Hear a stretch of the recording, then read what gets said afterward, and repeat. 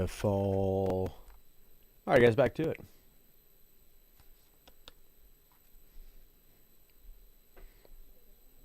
Stroking out.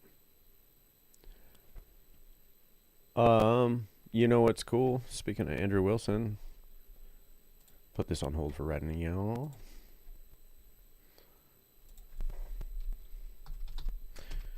I've been caught up on like just alien videos and stuff. Sometimes I get into the phase of just going down those rabbit holes because it's so fun to entertain some of those conspiracy theories.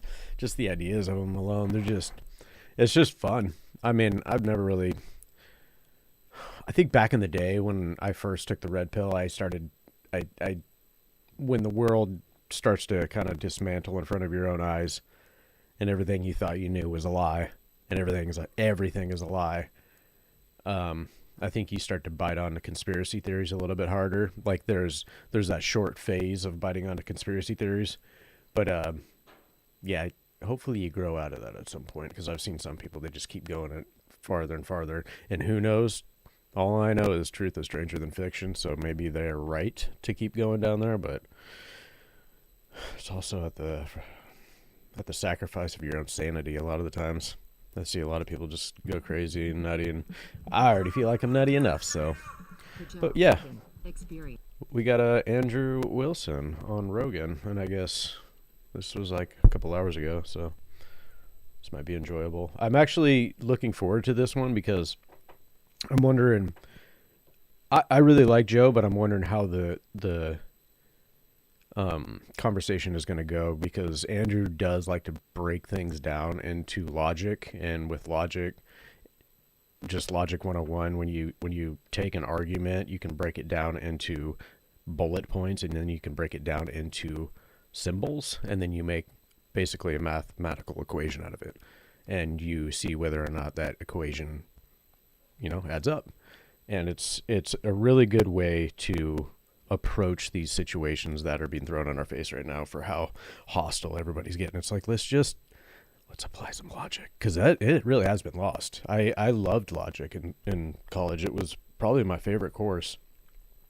I really liked ethics. Critical thinking was great, but logic was my best course. I actually ended up tutoring people because I was so good at it, ironically, because I wasn't good at any topics. But yeah, I think Joe is. I think he'll do well. He might be challenged on a couple of things, but Joe's such an open guy that I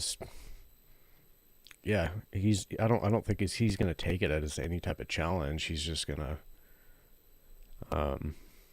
he's probably just going to go with the flow, most likely. Hey Jamie, pull it up. Well, let's go. Let's do it.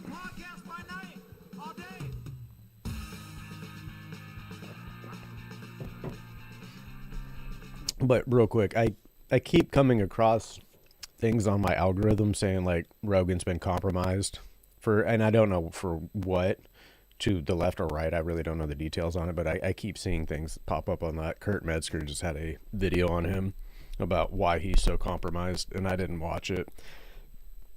I might give it a go, but Kurt himself is kind of a kooky mofo, so who knows? I like Joe, but I don't. After you get a little bit older, you realize you can't really put 100% stock into anybody. So, yeah, who knows? This might be a good one. Way before to change my minds. Change my mind. What did Charlie say? Prove me wrong or something like that? Yeah, it was something into that. My understanding was that was Crowder. Essentially, TPUSA ripped that idea off. Change my mind was Crowder. And then I think he feels a lot of responsibility for what happened with Kirk, because is he the Mossad? What's that? Is he the Mossad? Yeah, exactly. That's so funny. I don't know. You got Candace's number? We can ask her. Kansas is getting she's getting dragged on Twitter today because she's like, I've lived in Connecticut. I've never seen this much ice on trees, and it's 30 degrees out, and everybody's like, yeah, 30 is freezing. Yeah, that's so funny. She said 30? Do you see all the Miss Cleo memes? It's Miss Cleo? oh, it's so Oh, funny. God. You don't remember? I love it. I already know what he's talking about, and it's straight up Candace because she's going so kooky. The last thing I saw her talk about was Charlie told me he was a time traveler. I know, it's crazy, right? Just straight up like Candace, but now she's just gone so, yeah, off her rocker that I don't know. Like, the Cleo thing, I can really see it. That she, Miss Cleo was from back in the '90s. I think he's gonna explain it right here, but yeah, she was a fortune teller on TV back in the '90s. I remember those commercials. Those are goofy. The Miss Oh, the Cleo, psychic? yeah, She the was psychic? psychic. They keep on putting the Miss Cleo memes out for Candace. Psychic, is that what she was? Psychic, Yeah. you know? That's I just remember the commercials. It is funny. I think this lighter just shit the bed. Can I borrow that other one? Thank you. Now, Actually, I might even, you know what, guys? I might make me a little bit bigger Candace because I have a put herself beautiful into face. A weird corner where everything has to be a wild conspiracy. Like it has to be Bridget Macron's a man. Oh, yeah, it's- Erica Kirk killed Charlie. It has to like one up the last one. You know. Yeah, I was really Not too funny. Came big. to the same conclusion that I did. So it's See how like, I've fat seen I those am. Conspiracy channels come up before, and then they It's all come that up Krispy and Kreme they diet. It's crash been out. working The out for reason me. is because, like, for her, I think she had the whole like. She was involved with this, right? She was involved intricately with Kirk. She knew him, Yeah. and so that gave a lot of credibility to a lot of the things that she was saying. But then once you start moving back into like Mandela effect stuff and Yeah. you know, time travel and Time this and that, travel. yeah, people are like, Yeah, the time travel thing. That's where it got weird. You lost a lot of us there. That guy, if you're Art Bell, you know, if you. well, you know, but Bell, I remember I used to listen to Bell all He's the the time. goat. What are we doing? Where were we at? You remember that intro? I always get lost in this game. Yeah. Boom, boom, boom, boom, boom. Yeah, so From he, the kingdom of Nod. yeah. I remember listening to. I think I was up top. for Yeah, I years. was. When I drive around with my dad. Right? Yeah. He was like it was a big deal. And I remember the very first episode I heard from him was something about the Nim. It was like What's you know, the Nim? The Nim were like this guy called in. He was a time traveler, right? And he came back in time because his whole thing was like he had to stop the weather patterns from destroying the future because the Nim, an alien race of Greys, had come and they were heating up the planet slowly to change it to be the conditionals that were necessary for them to then live on the planet. And, you know, I like it. He's always playing into it with the lunatics, you Sure. know, and he's like, and does the CIA currently know that you're there doing this? You know? I love it. And the dude's just like, Yeah, Art would give you all the rope. oh yeah, You can call it Art. Close the on door behind level. you. Interesting. yeah. Oh, How did long- you ever how hear the did you get Bigfoot Bigfoot? episode? No. Oh my god, that's the funniest episode you'll ever hear. This Really? redneck calls into Art Bell and talks about how he killed Bigfoot and buried it. And the guy it's like, I don't know if it was early. For some reason, that trolling, jump has killed me, before like, trolling 4 times. was trolling. 3 or 4 Like, times. This guy, he was like, yeah, you know, me and Timmy, we took him out back there, we shot him right in the chest twice, and there was some youngins, and they spread out a little bit, and then we packed up the Bigfoot and buried him in the backyard. You know, and Bell's just like, and you said there was youngins. The Bigfoot people are the weirdest. Duncan Trussell and I Now! went, hunting for Bigfoot once. We did this. I used to do this TV show for a while called Joe Rogan Questions Everything, and I would be like, "All right, tell me about The chemtrails." fuck? You know, Where am I? Meet with all the loons and all the people that are like really involved with UFO, anything like that. Yeah. And we went and hung out with the Bigfoot people. And so we went Bigfoot hunting. I think for, it like, just 2 days in interstellared the, Pacific Northwest and talked to all these people, and The server right there they're all like the same. just broke person. through another Guys, dimension. just said it's Just like my a life team is of saved. Unfuckable white guys. It's like that's what you find. Like these guys are just like they found their calling. It's just Oh, like yeah. looking for a There it mystery in is. the woods Got you'll it down. never All right, here we go. solve. Well, there was a guy you used to have on your podcast, and he was huge for a long time, and I think he still is. It's remember those missing? No! Right? How are you supposed to make that? And It's a I fucked was up jump, always, man. like, anytime I heard I don't like anything this about place it, already. was I haven't even made it in yet. Some of the stories were demented. Yeah. You know, like kids appearing 500 miles away and all this. Uh huh. But that guy always had you edged because people would always go, "What are the things going on?" You know, and he'd What was go, that guy's name? I can't remember it, but it was like Missing This is embarrassing. 411. Yeah, missing 411. I've seen him on Instagram. All right, here we go. Here we go. Yeah. He got all the park records, you know, and he started going through and he was like, there's some really weird stuff going on here for how many people are missing in national parks. There is, but I- the reality is, I hear about that a lot. If you die in the woods, you get consumed pretty quick.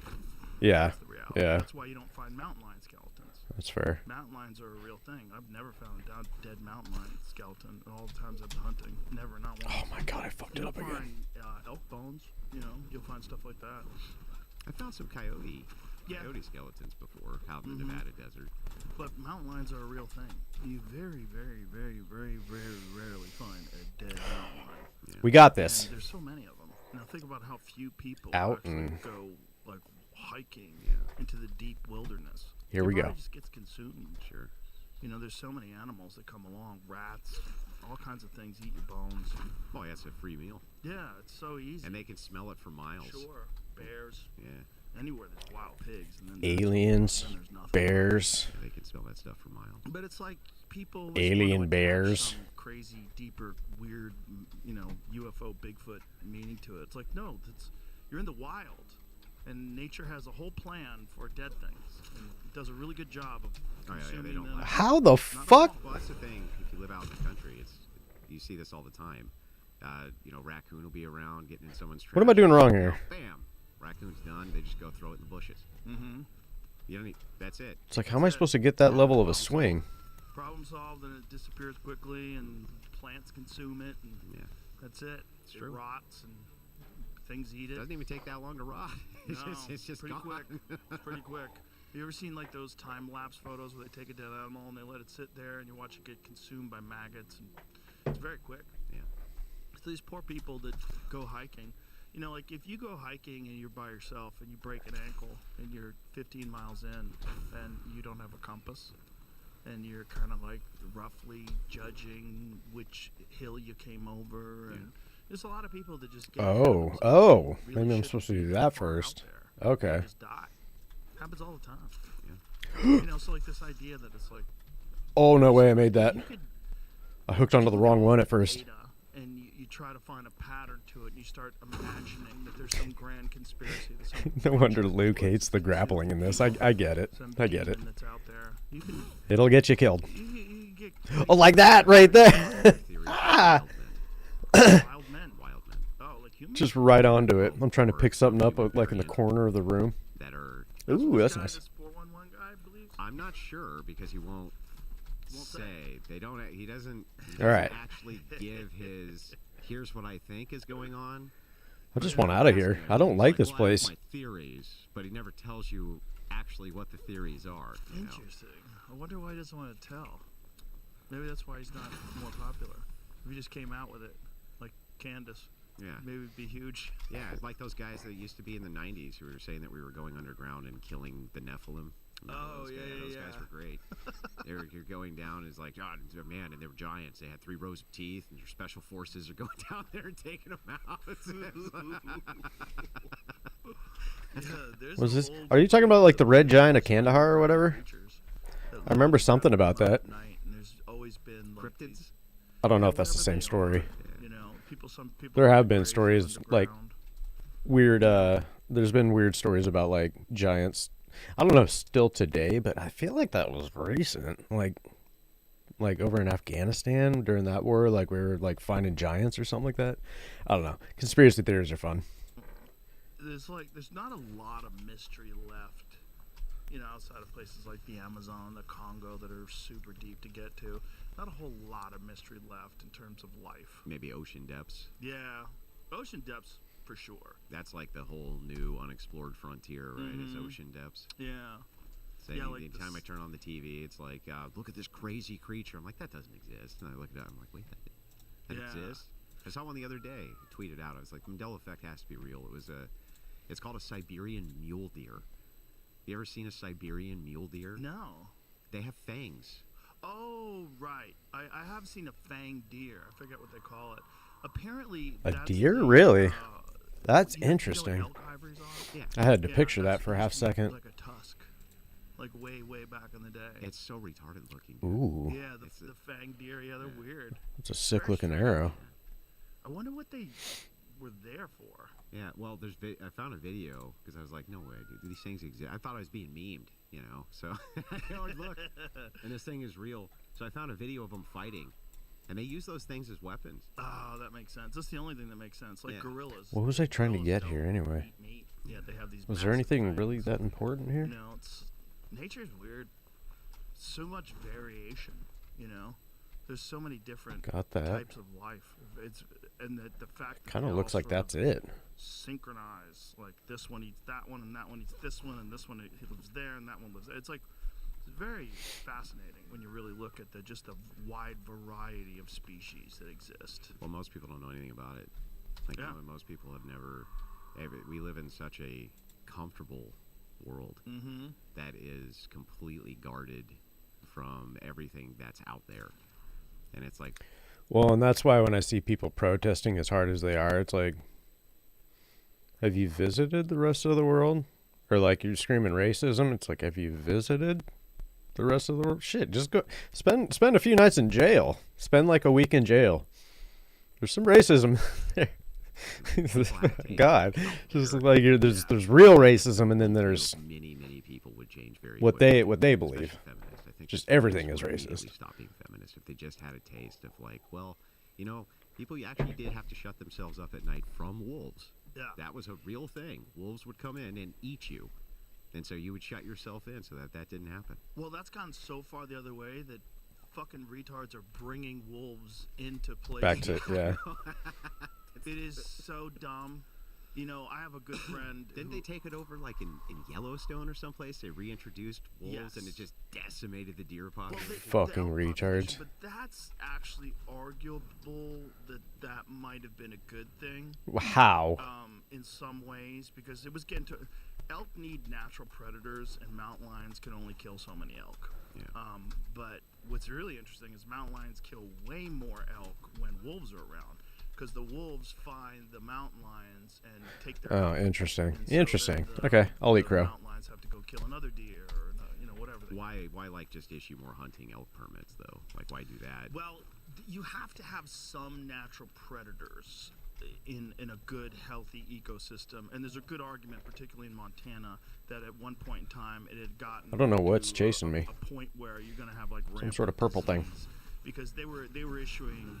Owie. These, they were issuing like unlimited or a large amount. Nighttime of is so tags for tough. I people can't in see the anything. winter, so that you can catch these elk in deep snow and just peck them off, because they were having so many of them, and that they weren't sustainable, that they were hitting these massive populations. So their populations are down to like, I want to say less than 40% of what they were at their peak when they brought in the wolves. But the problem is these wolves, like what they did in Colorado recently is the dumbest of all time, because they brought these fucking wolves outside of Aspen, and they took wolves from Washington State, Press spacebar. Washington State or Oregon, but whatever it was, these wolves from the Pacific Northwest Ah. were wolves that already had been killing cattle. So they captured these wolves instead of killing them, and then they relocated them to Aspen, where they're killing cattle. So they relocated them onto my buddy's ranch. Like there's 5 of them. Why does it seem chunky right now? He doesn't have cattle on his ranch, but his fucking neighbors do. Okay. And his neighbors are losing cattle left and right. And so now they've killed off a couple of them, and they're trying to. Ah, I see you. It was a disaster, and it's because the governor. Go straight for it. The governor's husband, he's a wildlife lover, and he thinks it would be amazing if we had wolves. You ever talk to those deer hunters in Michigan? In Michigan? Yeah, they've been pissed off for like every deer hunter I know in Michigan has been pissed off who's a native for years because they all used to shoot pheasant. That was the big deal in Michigan was pheasant. Mm-hmm. And then here's the story I heard. I don't know if it's true or not, right? But the DNR, the Department of Natural Resources, imported a bunch of western coyotes in Oh. order to thin out the deer population, because the deer population was basically mangling all these farm crops. Oh. And now that's an all-you-can-eat buffet for coyote and Yeah. ground birds that are just these fat Yeah. little ground birds, and they decimated the talk to you. So you'll talk to these old deer hunters. Have you seen any pheasant? Oh, shut up. The interesting thing about that, though, is pheasant's an invasive species. That's not a natural North American species either. They brought those fuckers over, and they are delicious. Yeah. And it's fun to hunt them. Well, they would always just walk those train tracks, those old abandoned train tracks, you know. And they'd have the dogs. Dogs kick up the pheasant. They'd shoot them from the track. Dog would bring it up. That was like a Michigan pastime. Yeah, the coyote thing's a real problem because coyotes are now. They used to be a western animal, and now they're in all 50 states. Not only that, they're in virtually every city in America. Well, they've been wiping them out in Michigan pretty good in Yeah? the rural areas. Oh yeah. Well, what they do now is they have the GPS trackers, put them on the dogs. Old boys will get in with AR-15s. Those dogs will run them for 200 miles, and then they finally take a shot, and they just will do that all winter long, man. That's good, but it's hard to wipe them out because what they do is, when you hear coyotes calling, it's like roll call.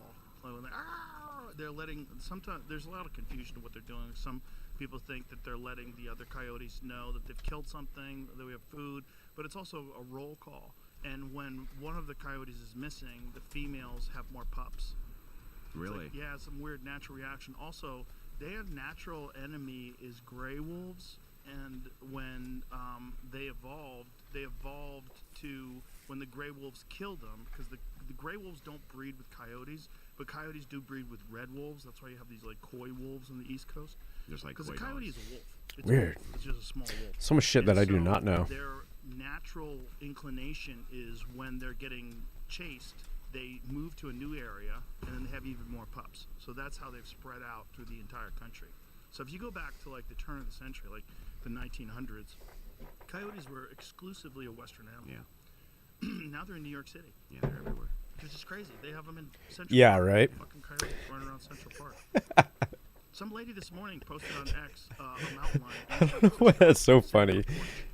in the city of San Francisco, a big one, just sitting there. The biggest cities in America, and like Just having a good the time. wealthiest country in the world. It's like, California has the dumbest fucking laws when it comes to God, these things. God, we're dumb. Well, they have Yeah, we're dumb. We are really, Terrible They laws. have terrible laws. They're we're an terrible interesting laws, species. Terrible everything. Terrible politicians. Yeah. You know what's We're so smart at times, and we're Real so interesting. retarded at other times. And that's the most beautiful area.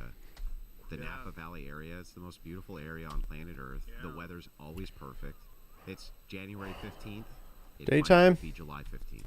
Yep. Right? It's always I might perfect. actually, you know what I Always should do? gorgeous. Since I just got that. They fucked it all They up. fucked it all up. Yeah. And Well, they fucked it up real Yeah, bad. let's just too. do this. Oh, it's almost unfixable now, especially like the San Francisco area.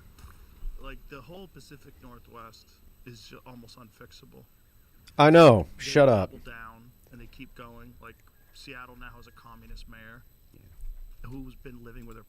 I can't tell you how hard it's been to want to try to just stay and fix things, but it's like it's so far gone, and I think people are just a couple years behind. They'll start to see it. I mean, a lot of people are seeing it now, but I think I saw it about 10 years ago. It was just like, I don't know what the hell's happened to the West Coast, but it is starting to just, it's sinking, and I don't know if, yeah, like I said, I don't know if there's much saving it. And I want to have hope, but at the same time, like you said, they double down instead of even really trying to find a middle ground or any like course correcting or anything. It's just doubling down on the crazy, and it's like for longevity, that's not feasible. You're not going to find any sort of long-term game plan in those areas. So I don't know. That's partly why I started moving east a little bit. Well, New Parents. York had they all got communist Yeah, mayors. and They then- had- Black Lives Matter they were their head organizers. They were communists, avowed communists. Like, Until it came to buying property with Black Lives Matter money. yeah. What's happening with that? Well, then they're very Yeah. capitalistic. How come they're not in trouble? Also with BLM, yeah, exactly. And with BLM, a lot of their donations were going to Act Blue, and if anybody knew about that, that's basically just the DNC. I don't understand that. Like they spent millions of dollars of that money on real estate. Yeah. There's only one UFC 325. Is it daytime? Oh my God. It was like 30 seconds. For live betting, Once it's over, I just got to yapping and the action is gone. DraftKings Sportsbook is built for live betting, not just fight Yay. picks, because in the UFC, one moment can flip the entire fight. One punch, one kick, one takedown. New to Oh, it's 'cause I DraftKings, fast new customers traveled. can bet just I bet you that $5 was why. And get $300 in bonus bets if your bet wins with code Rogan. Download the DraftKings Sportsbook app and use How much time code is this gonna Rogan. take That's off? code Rogan to turn $5 into I should $300 establish a in new bonus base and bets just if have your a bet wins. shack with just a In bed. partnership with DraftKings, the crown is yours. Gambling problem? Call 1-800-GAMBLER. In New York, call 877-8-HOPE-NY or text HOPE-NY 467-369. In Connecticut, call 888-789-7777 or visit ccpg.org. On behalf of Boot Hill Casino and Resort in Kansas, pass-through of per-wager tax may I'm apply. so glad I'm not a gambler. Age and eligibility varies by jurisdiction. Void in Ontario. Restrictions apply. Bet must win to receive bonus bets which expire in 7 days. That's an addiction For additional terms and I've never really see DK had any audio. sort Limited of time offer. element of that. What's going on? No idea. I've had I have no substance idea why- addictions, but I don't- not I to don't know why gambling. The heads of many of these organizations aren't being rounded up and summarily arrested. Oh, I just lost $40 in 2 I've seconds. been covering the riots nonstop. I don't really want to do that Sorry, again. protests, the completely organic protests, which are totally organic. And it's been interesting to watch. I was watching one the other day. We were live, and it was Don Lemon, and he had showed up in Minnesota. And the first thing Don It's Lemon Don does- Lemon, bro. I hate Don Get it Lemon, right. by the way. But He first is thing he one does, He's a of the fuckface. dumbest Oh, yeah. motherfuckers that has Yeah. ever gotten on television. he's terrible. He's a First fuckface. thing he does, he drives up in this car. He's in the back seat, and he jumps out of the car, and he has this shit-eating lemon smile on his face, you know. And he comes over with Starbucks to these people, and he's like, Yeah, he bought them all Starbucks. It was like, that's not coordinated. I was like, hey, get me 4 to 6 Starbucks just to go. And I'm just going to find random people there.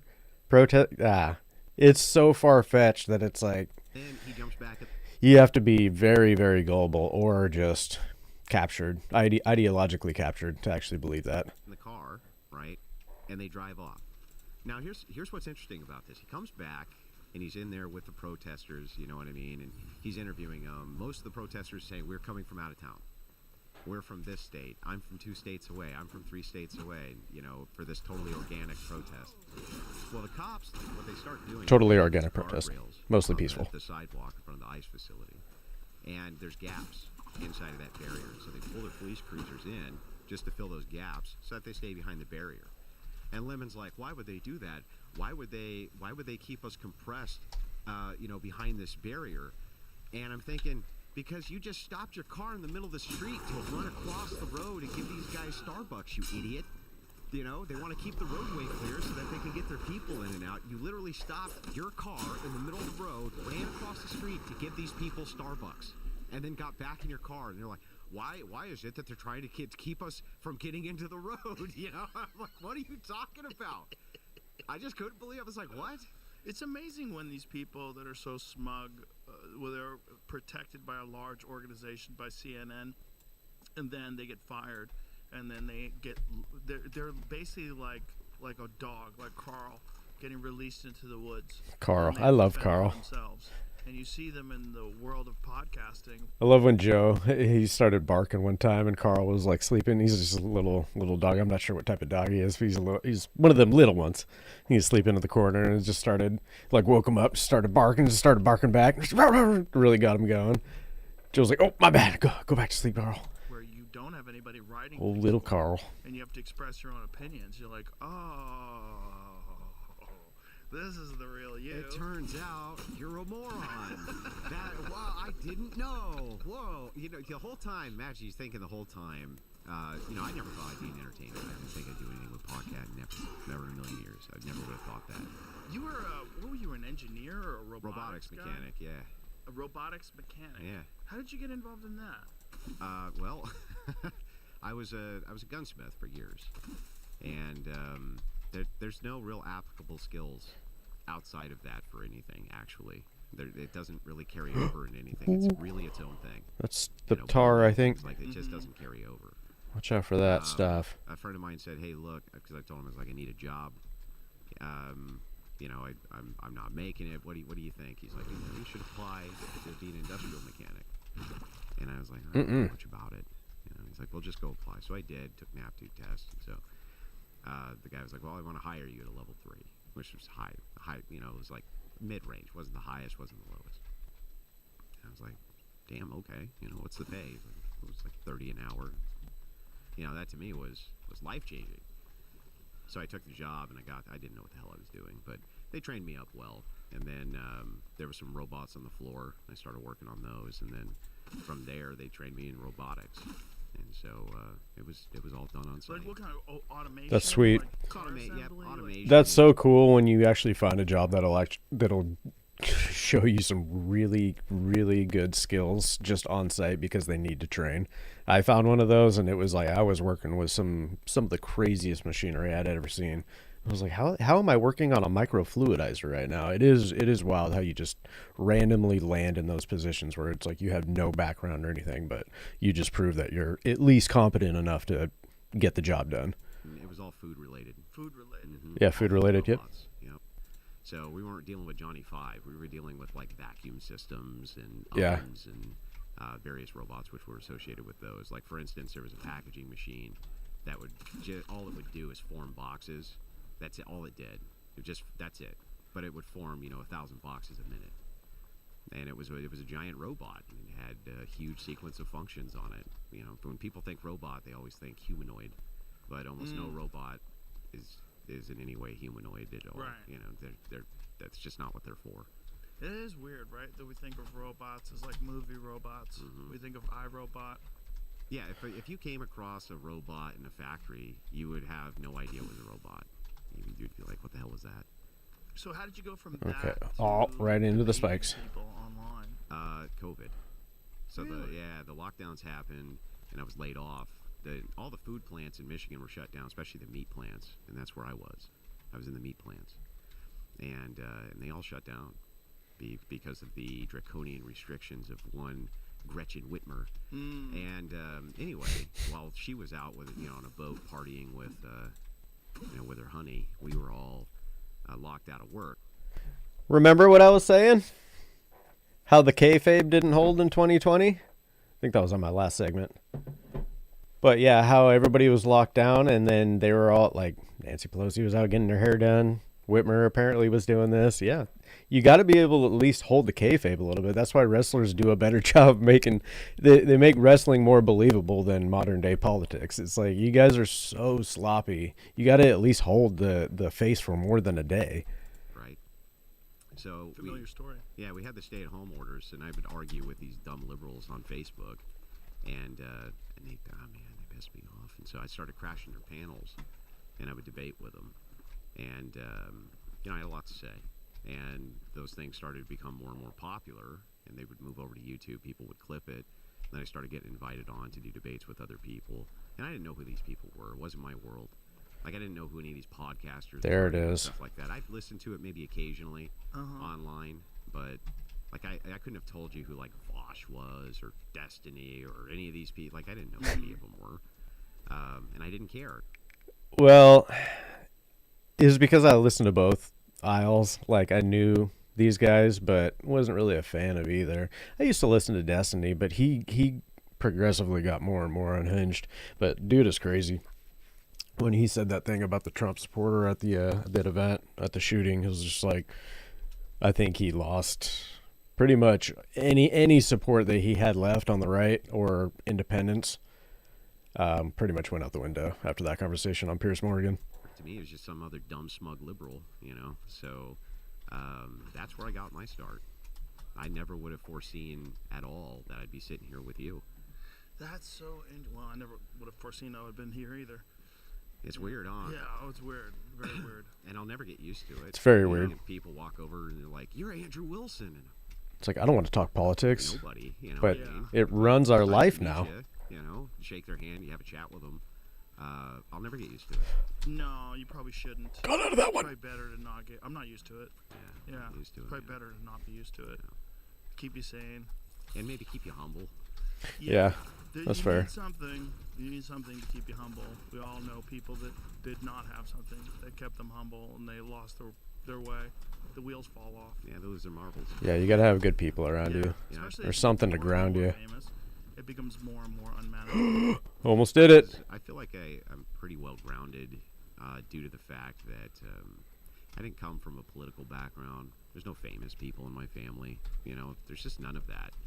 And so I feel like the grounding's always there because, you know, even from the family, you get the call, like, from my brother, for instance. Like, he's been calling me I don't know if you can say the F slur here, so I won't, but he's been calling faggot? it, faggot. He's been, you know, he's been like, the phone call. Can you say that on? What are you doing, faggot?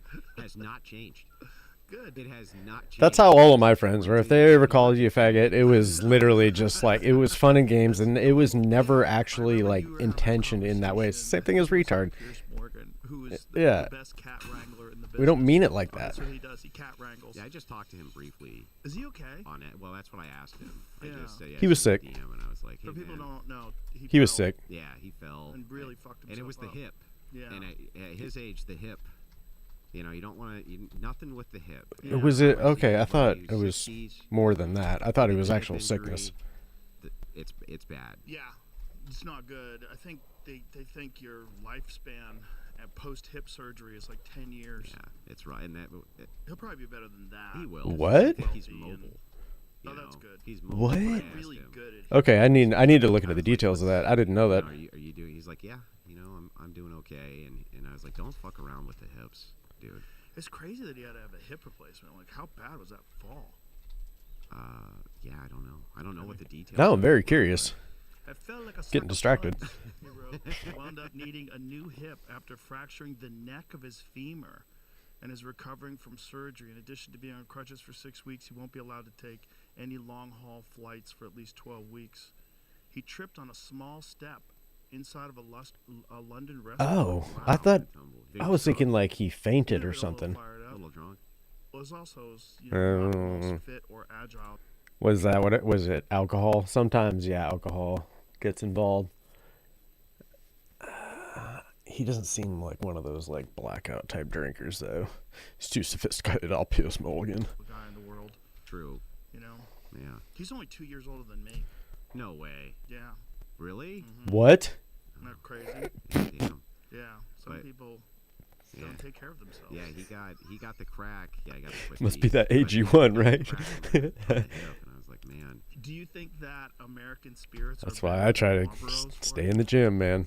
probably, Yeah. but they taste like Try shit. to take care of yourself. Is there a Terrible. difference? Yeah. You really like the Marlboro taste? Yeah, I You don't do. think you could get used to American I spirits? think I could.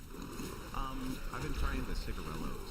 Those What are have been those? helpful. Like the little mini cigarette cigars. Oh yeah, Ron White used to smoke those. Yeah. He just quit totally.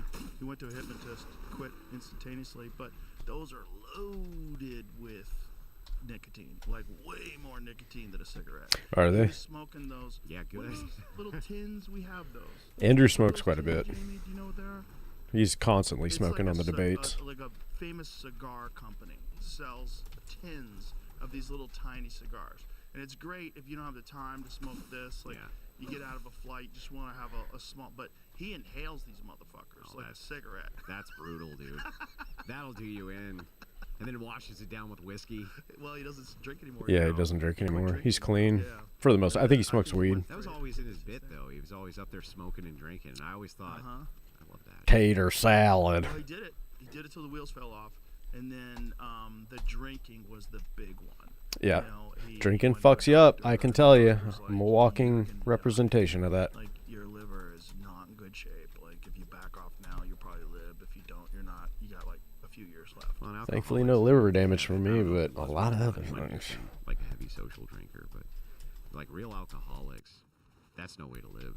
It's I not. mean, It sucks. they It's brutal. stink, It's hell. But like, I mean, kind of everything about a real Oh. alcoholic is just they look completely unwell. Yeah. They're just kind of mangled, you know. Yeah. It's a weird disease too. In that addiction is one that you can't quit. You can't just cold turkey. Yeah, you'll die. You'll die. Yeah. There's only a couple of things that'll just kill you if you quit. Right Well, and the away. worst part is, it's like they don't teach us this shit as we're growing up. It's like we had the DARE program and stuff, teaching us about certain drugs, like hardcore drugs, and that's good. It's not like it was very effective on a lot of people, I guess, but yeah, alcohol was. I feel like we talked about it a little bit. It was kind of lumped into a few things, but it's like we didn't talk about like withdrawal symptoms and stuff like that. I had no idea when I was getting mine, so I didn't even know what it was. But I was like, I have a feeling this is from the alcohol because you feel like shit. You're still hungover and you're starting to shake a little bit. It's like this has got to be from the hangover. This has got to be from the alcohol. But yeah, a lot of it comes on and you're just unaware. At least that's how it was for me. I don't know if that's how it is for everybody, but I was completely unaware. I was like, oh, this is what happens from alcohol. I always heard about people being messed up, you know. But yeah, it's a whole world that I don't wish that sort of thing on my worst enemies. It really is. I've seen the darkness. It's not pretty. Alcohol is one of them, which is really crazy because it gets integrated into your biological system when you need it to stay alive. Your body's like, okay, we're going to use this for fuel. We're going to use this to function. Yeah, they've been even though weaning it's people poison. off alcohol with beer for centuries. Is that what they use? Beer? Yeah. They used beer. That's Just what- Go, okay, well, it was pretty common to drink beer. Literally, when I was having seizures and I went to the hospital for it, obviously. And that was the one thing my doctor told me. He goes, the best thing I can recommend for you to do is just go home and drink a beer. He's like, you're just severely, like, you're just in it. Like, you've been drinking a lot. And I was drinking heavy back then. So it was just kind of one of those things where it's just like, you need to wean yourself off of it. You can't just stop. When you're in that deep, you can't just stop drinking because it will kill you. It's one of the only substances that'll actually kill you if you try to cold turkey it. And it's just, yeah, it's brutal. And one of those things they didn't teach us. Ale with dinner. You know? Right. They just wean you off with beer. That makes sense. They knew that hundreds of years ago, there's books on how alcohol, you know, what are they, consumption or whatever they Yeah. called it, it killed you if you just quit if you were an alcoholic, and so they wean you off with beer. Wonder when they started making hard liquor. Because you would imagine Yeah. like fermented things like wine and beer were like the first things that people consume. I think it's been around for several thousand years. I wonder like how they figured it out. I mean, the biggest. And I had a thought about that too. Anytime we're seeing this with weed now, anytime you really try to concentrate the substance, you're going to run into problems. You're going to run into long-term problems, short-term as well, but mostly long-term problems. Because yeah, long-term, we talk about how alcohol it's talked about in the Bible and how it's like, it's not a bad thing in the Bible. At least it's not looked at as a bad thing. But obviously overconsumption can be a bad thing. But they weren't talking about hard A back then. I don't think that was in the works back then. So it's kind of like when we concentrate something, it's like, I think we're just bound to run into a lot of issues. And hard A is just, it's heavy. It's very heavy. Last time I did hard A, it swept me under like the undertow. That was the biggest distributor in Europe of wine was the Catholic Church. Well, wine has certainly been around forever. But like, what about hard liquor? Jamie, put that into our sponsor, Perplexity. When was the first I'm glad they're going over this. known- I'm curious. We don't really know because there's so much weird shit about history. But like, what was the first in like documented hard liquor, like whiskey, vodka, shit like that? It's probably vodka, my guess. That's the stuff that kills you. If you die from Moonshine, poison, probably moonshine. you're going hard. Like It's like Shane the Gillis most will sit here on a podcast and homemade 16 stuff. Bud Lights. Dude can pound, and he's still First functional. Alcohol drinks were fermented things like beer, wine, mead. Okay, thousands of years before true liquor. Okay, first recognizable liquor appears when people begin to distill. Archaeological evidence shows fermented drinks. Okay, that's around 7,000 BCE. So clear evidence of true alcohol distillation. Chinese rice beer distillates by about 800 BCE. Yeah, So a couple thousand years. a couple thousand years. Yeah. Yeah. Okay. Wine into strong spirits. The Arab alchemists. Alcohol. Oh, interesting. Using the term alcohol, the root of alcohol. Well, and they used alcohol as base for alchemy too. That was a base Really? for trying to transmute metal. Yeah. I wonder if they were more Grape-based successful. brandies. Nothing. It seems like a crazy Interesting. waste So of I our was time on I was trying to I was avoid- wrong on all fronts there. And there was whole kingdoms spent trying to figure out how to do this, and it's just like, and they never. I mean, you think about it, it makes sense, right? If you're the first one, if you're the one who knows, like you can just create as much wealth for yourself as you want, Oh yeah. and It's just amazing that they kept trying. Must have been someone saying that they got it. I got it, dude. Just give me some Oh, money. there's tons of frauds. Yeah. There was tons of frauds who were alchemists who, they were that century's version of a snake oil salesman. Yeah. Of course we can turn. And there was ones even in the 90s who were like, we can now turn base metals into gold.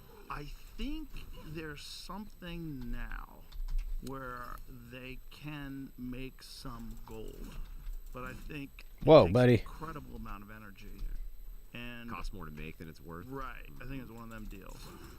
Is that a fact? I feel like I read something like that fairly recently. But here's the weird one. Why gold? Like, why does anybody give a fuck about this metal that you can't even use? There's Like, not much of it. right. That's true. There's really what they're saying is 90% of all the gold ever discovered still in circulation. Right. Yeah. Well, China just found a huge vein of gold, an enormous amount. But I mean, when you say enormous, it's like relative. Yeah. Because I think the entire world's All right, supply how do of we gold get up will fit there? inside of a football field. Yeah, there's not much of it. Yeah. It's and very little of it is worth a lot. I mean, even if you think a pirate's treasure chest, it's not actually that much gold. Right. So right.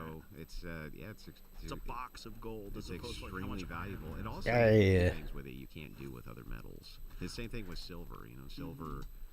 Scientists mimicking the Big Bang accidentally turned lead into gold. Yeah, so this is the thing. But I mean, again, I think mimicking the Big Bang, like What? are they using a particle collider? Like, what are they doing? I was like, what? How do you accidentally? Do it. How to steal a proton. Protons found in the nucleus of an atom, so extremely small amounts. In fact, a total of some 29 trillionths of a gram they made. Okay, smashing lead atoms into each other extreme. So it is a particle collider, I guess.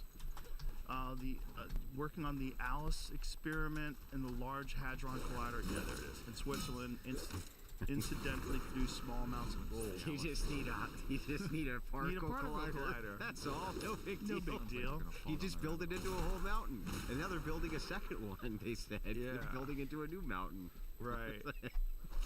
Well, there was one they were putting during the Clinton administration. They were building a particle collider somewhere in the middle of America. I'm trying to figure out where it was. I'm certain there's already more than one. Oh, there's many. There has to particle be. colliders. But Yeah. I'm certain there's ones that are even Hidden? probably. We just know about larger than the CERN. one that's currently there. Yeah. Really? You think so? Yeah. Oh, for sure. What do you think they're doing with them? Well, I mean, the military applications for that are they're enormous. I mean, the idea that you could make like some kind of particle weapon, or something like this. Oh, right. Yeah, there's no way that the U.S. military is going to let scientists have a gadget like that somewhere that they don't have complete control over. There's no way. I wonder because I don't know what kind of military applications you would have for particle colliders. I mean, for sure. Big explosions, right? There's probably but you've got a giant loop and you're slinging Smashing things together, right? Yeah. So what do you do? Like a You hair under the smash speed things of light. together. You can make them go boomy boom, right? Kind of. Well, the real concern with the Large Hadron Going up. Colliders is that we're going to create mini black holes Harry! that eat their way through the Earth. I'm coming You up. wouldn't be able to stop them. They would just like slide through the Earth. You know. Yeah, There's I a heard lot- that. I heard they were concerned they Maybe? were going to open up a portal to a different dimension. I've heard, Ooh, there we go. I've heard all changed their sorts of things. Yeah, Bye, we buddy. changed your timeline. Oh, there, we're buddy. on the new timeline. Bye, buddy. The whole 9 yards. I've heard it all. I'm just saying that anything. Berenstein this has been my Bears? experience. When I look through the Berenstein Bears? there's I don't any know. scientific gadget out there. What's it that called? looks like it has the potential to make something go boom. Fruit of the The Loom? United States military has a version of it somewhere. Yeah, that makes sense. But for whatever reason, they abandoned this one during the Whoa, Clinton buddy. administration. I don't remember. Oh, there why we go, they abandoned it. Jay. People can, if they have access to the area where it's at, can still go inside of it and see like what they started to build, but they never did. But it would have been larger than the Large Hadron Collider. Yeah. I want to say it's in Georgia. I don't remember though, but it was going to be an enormous particle collider. Yeah. And for some reason, they just stopped funding to this thing. But Well, they're talking about funding Oh. another one that's twice the size of the one that they have now. They say that they need more room to smash more particles together. what are they trying to do? I have no idea. Like, that is way outside of my domain. Yeah, what are they trying to do? I can tell you, probably the same things you've heard, right? Uh-huh. Is They're trying to smash small particles together to see what happens. That's what the kind of the official story is. But it's Right. funny because every time a new story comes out, it's like scientists smash this together with this, and this happens. And I'm always like, okay, but what does that mean? And you never get any of that, right? Right. I was in Texas. Yeah, the Clinton. Okay, that's it. Yeah. Yeah. $2 billion on it. Abandoned it. I wonder. See if you can find some images of it. Oh, it is outside of Dallas. Okay. Abandoned superconducting super collider site in 2008. Still knock me. Wow. I wonder if you can buy it. That'd be fucking awesome. Get Dude's Rogan's effing me up, man. particle collider. I mean, there's nothing there. It's just concrete. Yeah, Let me just buy finish it. it. Let's God, make it. blocking in this That game weird is machine out in the Yeah. desert, hard. That was really funny. Let me set up an archer. Valheim, it's like straight up. Last week. Department of War confirms plans to scale direct energy weapons. Yeah. Did you see that thing Why that would China why made? would they need a hydro collider though, right? Or you know, a Right. particle collider? Well, because they want to make stuff go. Still boom. above me, I Direct think. energy weapons. Yeah. Yeah, it's above Yes, the me. Department of War has direct energy weapons. Yes, we are scaling them. Wow. Conspiracy theorists went wild over this. Oh, of course. Told ya. Well, that was a lot of people. The I really want my kooky Fallout ones. rifle though. I do. Oh. I want my plasma Oh. rifle. Right. I do. A Like rail if they gun. have plasma rifles, you're gonna buy one, right? Oh yeah, For sure. the Needler, bro. It'd probably be like a lengthy thing to Oh, get for through. sure. I'm glad you're a gun guy because I wanted to bring up this whole thing with this guy, Preddy. Yeah. And I haven't talked about it. We haven't done a podcast. Maybe I since, should that jump guy from got there. But that whole thing, there's a lot of people that don't understand what's going on, and why riots only in Minneapolis, and why riots in the place where there's an ungodly amount of fraud that has been discovered. Coincidentally, right Yeah. around the same time. Are you going to confirm my beliefs, Joe Rogan? Afterwards, the narrative completely changes. Everybody forgets about the fraud. Now all anyone I mean, cares about it's not like is they're really ICE even and my beliefs. It's just it's kind of out in the open. It's And, it seems obvious most of the there's time. you know what a color revolution is. Of course. And for people that don't, it's a coordinated effort to cause chaos. And this is a very coordinated thing. The idea that this is an organic protest, these riots organic, is nonsense. It's provably nonsense because now they have access to the signal chats, so they know that these these people. Cam Higby, by the way. Yes. He's been on the front lines of this. Oh. Crucible has been a big supporter of that effort. My channel. I will often snipe the his fuck? coverage while it's going on. Send my audience over to send in super Oh, chats in okay, order here we go. to Keep this guy going. I think that work is critical. Yeah, Cam. It's critical work. And there's I'll be real. I'm like not the biggest fan of Cam. I don't agree with him on everything, but somebody's got to get out there and do it, and he's doing it. So it's like I got to give him credit for doing that. not that many people doing it anymore because of There how you go. dangerous it has become. Yeah, it's so dangerous to So, be I'm a big doing that. supporter of that. Doesn't mean It's I like Nick agree with everything Shirley. he says It's like, dude, you're politically. ballsy, Doing it man. on the ground there. First thing I saw with Nick Shirley was him in Portland, here in Portland, and it was just like, get some protection, bro. Like, you're going to get killed out there. Like, no joke, you're probably going to get killed. And they're just like, oh, the left would never do that. We done pretending? To happen. Right. You need to understand that this isn't organic, regardless of. It's how not you feel. organic. I don't feel Yeah. like that guy should have been shot, but I understand what happened. Oh, dear And Lord. What happened was chaos. My dear Lord. So, first of all, it wasn't ICE. People need to understand that. CPP, It was, or not Customs and CPP. Border Patrol people. So they were brought into. Oh, yeah, ICE. CPP. Yeah, that's right. And they're telling this lady to stand away, and then this cop gets very aggressive and shoves her. You have to understand the situation that they're in, right? And this is not making an excuse for any of it. But you have to just to put it into context. These people are getting harassed outside of any hotel they're at. People blow Yeah. horns. They try to smash into the hotel. Dox 'em. They dox them. Dox them, threaten their family, go after their I'm family. not saying that guy should have shoved that guy. I don't think he should have. Or that woman. I don't think he should have. And That's then- why they're wearing masks. and It's like, then this isn't a new the thing. guy who got shot, Preddy, he steps in, which is, if you know anything about concealed carry, if you are a concealed carry holder and you are carrying not just a pistol but 2 full magazines as well, you do not ever physically engage with someone. You also Well, I'm glad Joe's carry your license on you. being logical about this. He's being reasonable. You're supposed to have ID on you. All right. It really sucks what happened to that guy, and all of it was a clusterfuck. Really bad. None of it looks good. You know about But it. what are you doing, dude? There's a framework here, if you don't mind if I add to your Please. framework. The framework here is this is a mathematical formula. So I've been following these extremely closely live and looking at how this is done. Let's go backwards in time. You remember what was going on in California. Nobody died in California. There was an ice raid on a Home Depot, and they went nuts. And they started smashing police cars. They were starting fires, right? This was not over somebody dying. I actually didn't Now hear the about that. narrative, they're trying to make the narrative shift. The Gestapo's in here, murdering American citizens. Well, and what was going on in California then? Because there was no American citizens getting murdered there. What was going on there was they did an ice raid in a Home Hand drum. Depot, which anybody who's been to California knows that.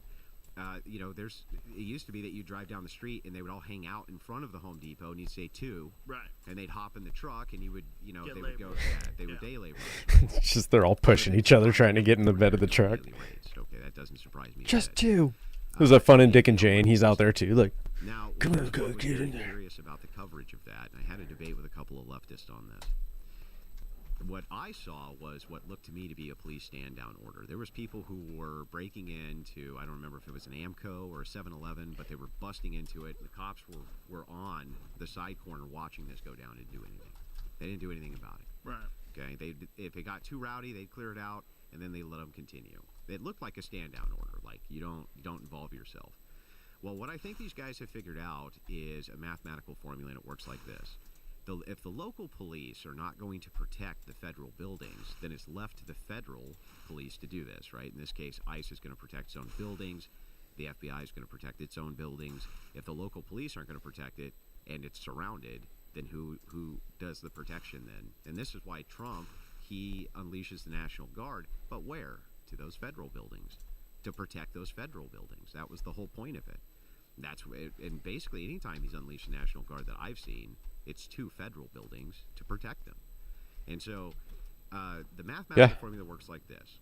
The longer it is that think that's right. protesters are engaging with federal officers whose job is not to do basic street cleanup of thugs. That's the local PD's job. The chances that there's an incident, which is going to be a bad incident, is going to occur. So basically, the longer you're there, the more attrition there is, the more engagements you have with these federal officers over time. Eventually, Yes. there's going to be something which is out of pocket that happens, or something which is escalatory that happens, and they're banking on that. And that's why ICE is out in front of these, or not ICE, the Antifa people are still out in front of the ICE buildings in front of many states night after night after night. And it's designed specifically to make sure, it's just a math formula, right? The longer we're here, and the less the local PD involves itself, the more the likely we're to get incidents the between optics. Federal officers and us. You're not Yes. gonna steal Yep. this, Flint. Yep. Yeah. You're Waiting for the fire. You're waiting for sparks. And in this particular instance, this guy clearly had been very involved. I don't know if he was a part of the signal chats, but when you go to what's supposed to be a peaceful protest and you're fully armed like that with 2 magazines, it's kind of crazy, right? Like, why do you need so many bullets? Now the You know, now that I really think about it, yeah, having 2 mags on you, it's like, what are you I know doing? that sounds really wild, which I'm for. He had every right. He didn't last month, but Right. okay. I like it. I like Yeah, where it's sure, going. I sure. like that because that's kind of Which, yeah, the crap. hypocrisy. Um, Hypocrisy on every side, though. MSNBC did do No some matter, interesting everybody's going to point the They were finger there and with say the- hypocrite. The opposite of what CNN did to me. Because it is. There's You know, hypocrisy on CNN both during sides. COVID times Nobody tried to seems to create- have a nuanced opinion anymore. They made me ugly and look like I was dying, and they made him handsome. Yeah. So people would be more sympathetic to him course. getting shot, which is kind of wild. Like, are ugly people less valuable to MSNBC? Less Like, marketable. That is crazy to me. Like, look at the difference. Yeah. Yeah, They that shortened is up his shit. face. They gave him a little bit of a tan. They widened his face a little bit, it seems like. They just made him a Oh, little it's handsome. so funny. Yeah. little hotter. They gave him a bit of that Chad jaw, didn't they? Can They you shrunk make his him nose look a little little bit. better? They did. Like, Shrunk more his nose, attractive? Gave him a little bit of a What are you handsome jaw. saying? So he looks like This man just And passed then away. What are you look at his saying? shoulder. Well, Even looks like they may have plumped up the shoulders there. just want to make him look bit. a little Yeah, less one on the icky. right looks like Looks like he's a little plumper. Yeah. They changed the tone of the color. Yeah, looked like he got a little bit of sun. He's got a little bit better of a skin tone. They changed his teeth. Even veneers. Yeah. Look at Oh that. my God, they did. Even his He's so glasses much more they handsome changed. guy. Like that one on They the right widened is hit the a like. handsome brother. And the one on the left Yeah, is what the? fuck. Yeah. Why couldn't I look on Yeah, my the one on the goddamn right. brother? Yeah, the one on the right. They were. It's twins. wild, They were man. about to You be, can't. Right. That was what happened. You see, and this is MSN now or MSNBC, which are, it's all the above. ABC, NBC, all of these guys do this shit. CNN did that with Joe Rogan. They might even bring it up where back in COVID, where they put the filter over his face to make him look more sick than he actually was, because he got over it in like a day or two. And to hold on to that narrative, they were really trying to be like, no, he tried horse dewormer and horse paste and all this stuff. And it's like, hey, motherfucker, I got over this in like a day, and you guys are like promoting ventilators and stuff that's killing people. Looking back on that, think about how effed up that is. I don't want to think about that, just because it is. It just shows how dark our reality actually is. But yeah, this is insane. MSN, that's like, why do you still watch this shit? Why do you still watch this garbage? It's straight up propaganda. They just lie to you every single day about what's going on, and it's. I grew up thinking lawyers were just the worst of the worst, and they're pretty bad. But I honestly think where we're at with journalism, this is bad. This is like, you got to be a real piece of shit to do something like this. The thing is like, this doesn't surprise me. By the way, this is what's going happened? on, and this is a Heard a beep. orchestrated, well-crafted thing. Yeah. And the signal chats prove that, but we knew it anyway. Yes. Involving government, by the way. Allegedly, at least, involving Minnesota state Well, government. it involves Waltz, Yes. so that's not alleged. Right. That's you know? not alleged. It's not alleged that it involves Waltz. It's not alleged that it involves Frey. Right. And it's not alleged. Well, what is alleged is the allegations of fraud, of course. But But there would be a reason why you would want to distract from all that fraud. Sure. And that would motivate you to do something along these lines. So let's go back to the instance. So you've got these cops that are on, these CBP guys that are on high alert, right? There's a lot of tension. People are screaming. If you're in an environment like that all day, like, I've never been a police officer, but I was a security guard. And when I was Temple? a security guard for Great Woods, and by the way, I'm not comparing this in any way, but I'm just explaining my mentality when I was there. It was very much us versus them. It was a small group of guys that were working at, I worked at Great Woods Center for the Performing Arts in Mansfield, Massachusetts. It's a concert venue in Mansfield. And this was when I was fighting. So it was me and a bunch of guys from my Taekwondo team got hired to be security guards. One of the guys came and said, hey, you guys want to get a job working as a security guard? It's great. You get to see Right. concerts. I can't see anything in this game. If it's nighttime, I did man. a bunch of random jobs back then while I was competing just to sort of pay bills.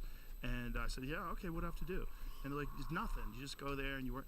First day on the job, I go there, some guy had stolen one of the security golf carts. So there's this dude named Alley Cat. He was the head guy of security. He was fucking character, hilarious. His main dream was to open up a bar. Alley Cat's Libations and Victuals. He had this whole dream. It was like just a real character. But this guy was a hardcore motherfucker. And they caught the guy who stole this golf cart, tacked him to the ground, and he was beating him in the face with a walkie-talkie. This was my first day on the job, so I'm like, okay, so this is what we're doing. And we kind of became like almost like cops for this place, but there was very much an Nope. us versus them mentality. Not quite. And it turns out it was a That lot worked. more involved than I ever thought it was. Meant to And do then that. one day, Totally I meant was to at do the that. Neil Young concert. I was working the Neil Young concert, and riots broke out. There was fire. It was cold out, and there was like a grassy area. So there was like a lawn. So it was like there's the inside, not inside. It was like an outdoor concert venue, but there was a roof to part of it, and then the back of it was like this lawn area that was in the back. And these guys had started bonfires up there, and we were supposed to go in there and break up the bonfires. And then my friend Larry, who is like one of the most Double jump fucked me mild-mannered there. guys you'd ever want to meet, but you know, elite black belt. He gets in a fight with this guy, and some guy pushes him, and he knocks this guy down. And I'm like, okay, chaos is broken out. Let's get the fuck. I'm like, let's quit. Let's get the fuck out of here. And I used to wear a hoodie. I used to carry a hoodie so I could just zip up the hoodie over my security outfit and like, bye.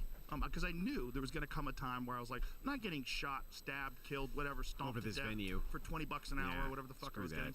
So I wound up leaving that day. But there was a very, and I remember very clearly, like, oh, this is probably what happens with cops times a million. Like, you develop this us versus them, because it was very much us. We would meet up at the beginning of our shift. We would all talk about what's going down. We were catching people that were bringing in alcohol, like women in their purses with, like some Carly Simon or something be playing. They'd sneak in a bottle of wine, and James Taylor. There was a lot of that. And so we'd have like literal fucking trash cans filled with bottles of wine and liquor at the end of the night. We would get to keep them. We'd take them home. And so this us versus Well, that's them. a nice perk. It was kind of fun. Yeah, that's a nice perk. Yeah. It's like Also, I was illegal to drink. I was only 19 at the time. But an even nicer perk. yeah, it was very clearly us versus them. And Am I hearing the shit? tensions were very high. Yeah.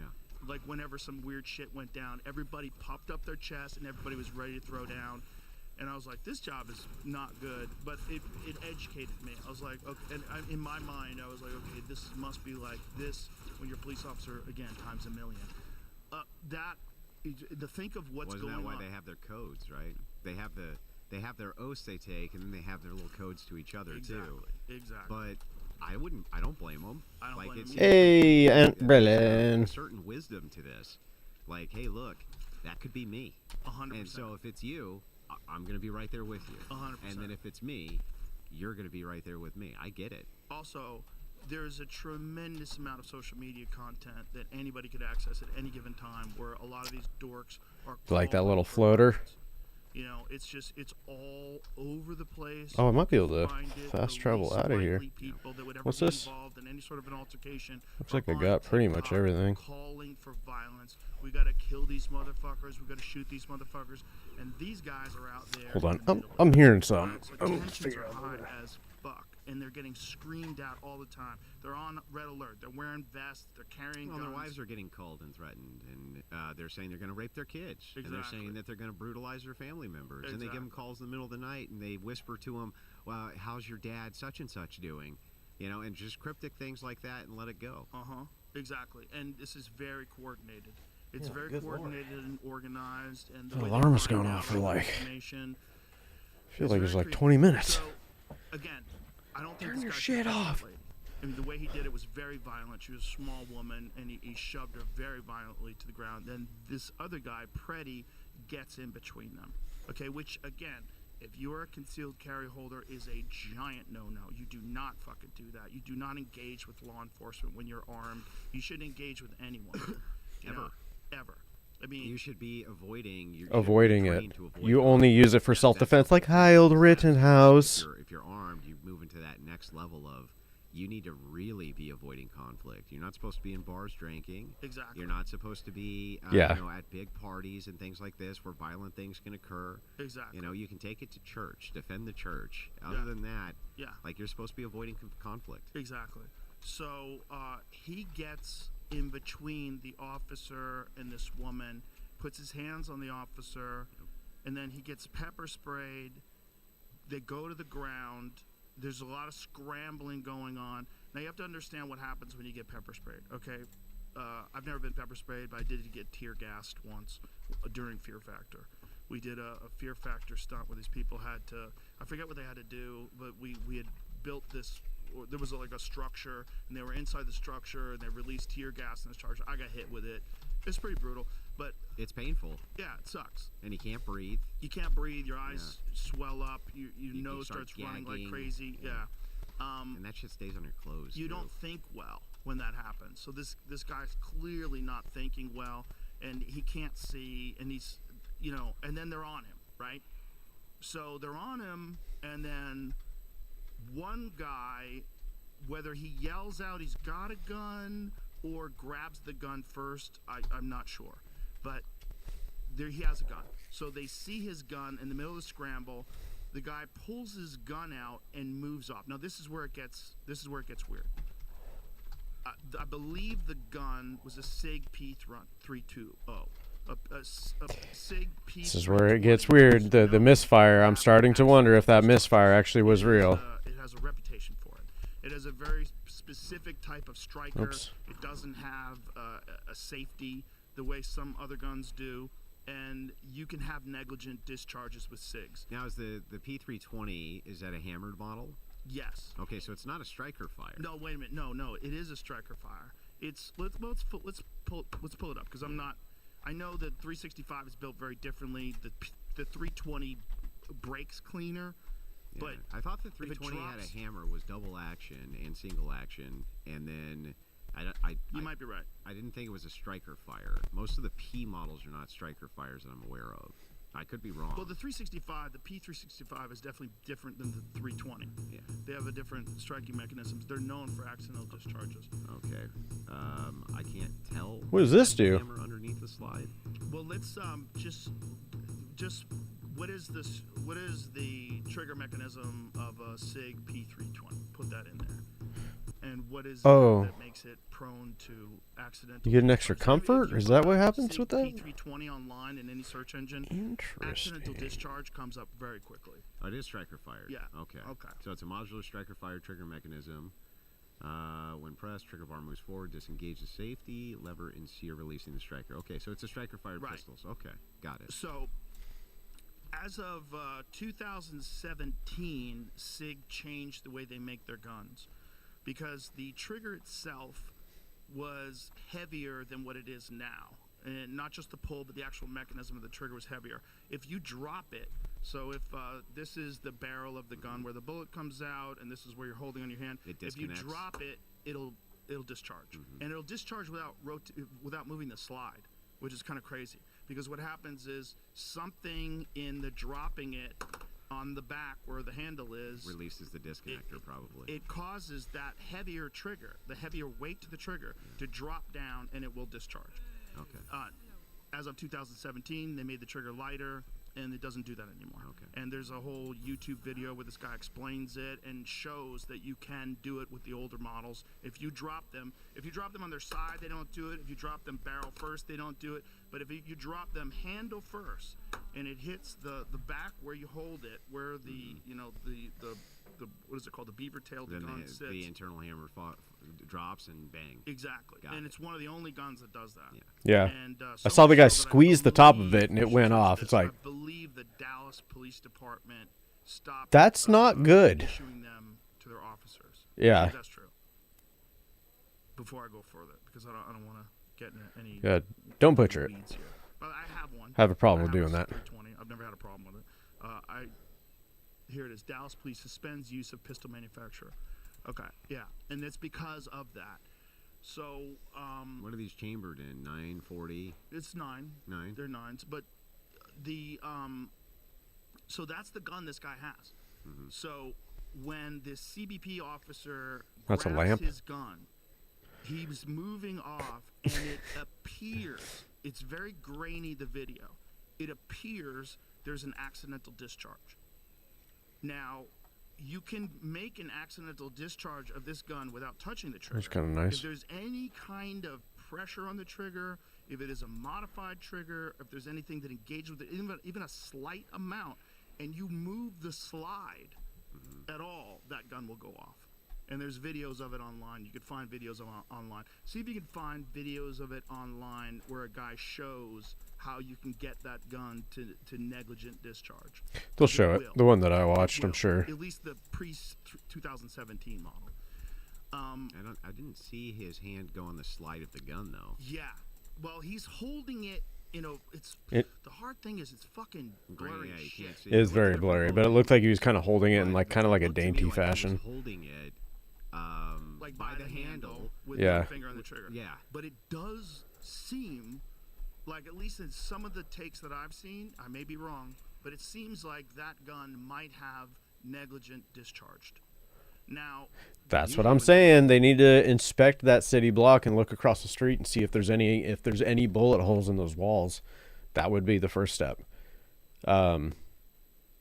But when I listened to it a few times back, I was like, it does sound like there's a certain pop at the beginning that just starts the entire thing. And the pop doesn't sound like it's coming from the group. And I don't know what it is, but there's something there that it calls into question. At least we should be investigating that. Holding a gun and there's a negligent discharge, it's because they pulled the trigger, right? Right. So in this case, I'm going to assume it for a second. So the gun drops on the side, striker fired. Let's say I don't know what the mechanism is. But let's say the disconnector. That makes the disconnector go. The hammer drops. Bam! It hits the primer. Gun fires. Gun fires, hits the ground. These guys Yeah. think they hear gun. These You guys think bitch. this guy might have a gun in the scramble. They don't know. This is all seconds. they open fire. High pressure. They open fire on him. That's what I believe happened. You know, so when people say, "Oh, they straight up executed this guy," I think there's a little more nuance. there's there, more huh? nuance to Yeah. it. There's chaos. There's the fog of chaos. You're in the middle of this like very high stress situation where you've already pepper sprayed this guy. Now you're in a physical scramble. Someone says he has a gun. Gun goes off. Bang, bang, bang. You're just shooting. I'm assuming. This is just a lot of But guesswork. that's a lot of bad stuff that has to happen Right. in sequence. Yes. Like the fact that even if this gun is recalled as a model that had these issues, right? I'm guessing that it wasn't every one of them that had the issues. Some of them, right? Right. Probably not all.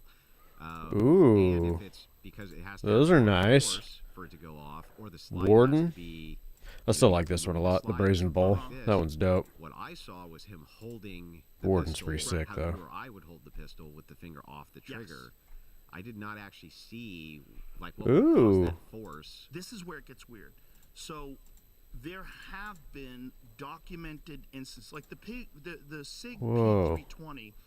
There's a lot of legal stuff involved in this. There's tons of cases. Some of them are bullshit. Damn. Like there was one cop where they said Okay. the cop got shot because the gun accidentally went off, and everybody's like, "Oh man, SIG's in trouble." Turns out that cop had to Ooh, the recant that, 23. and he accidentally hit the trigger and shot a cop.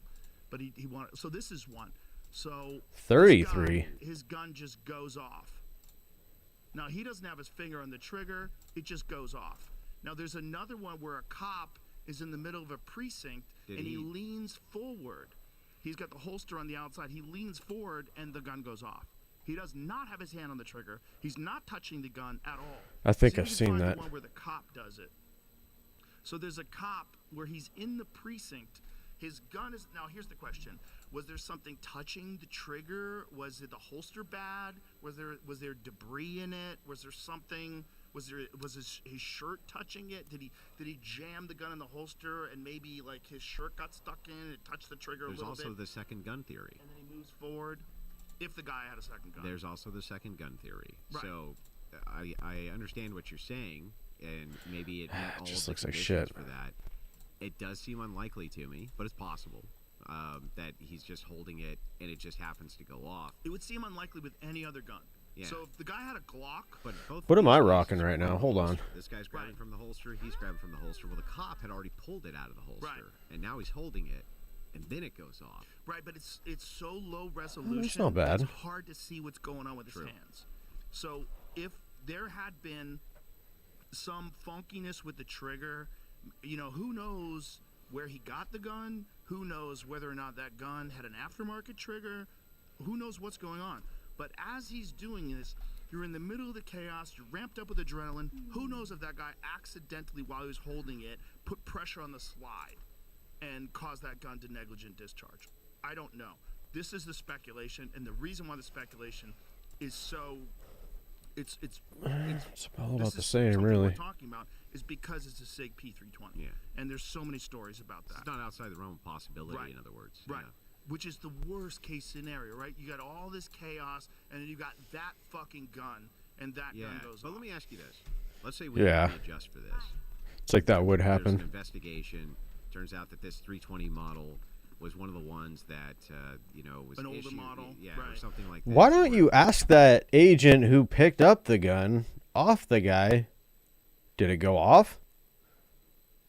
I mean, that would be a good place to start, right?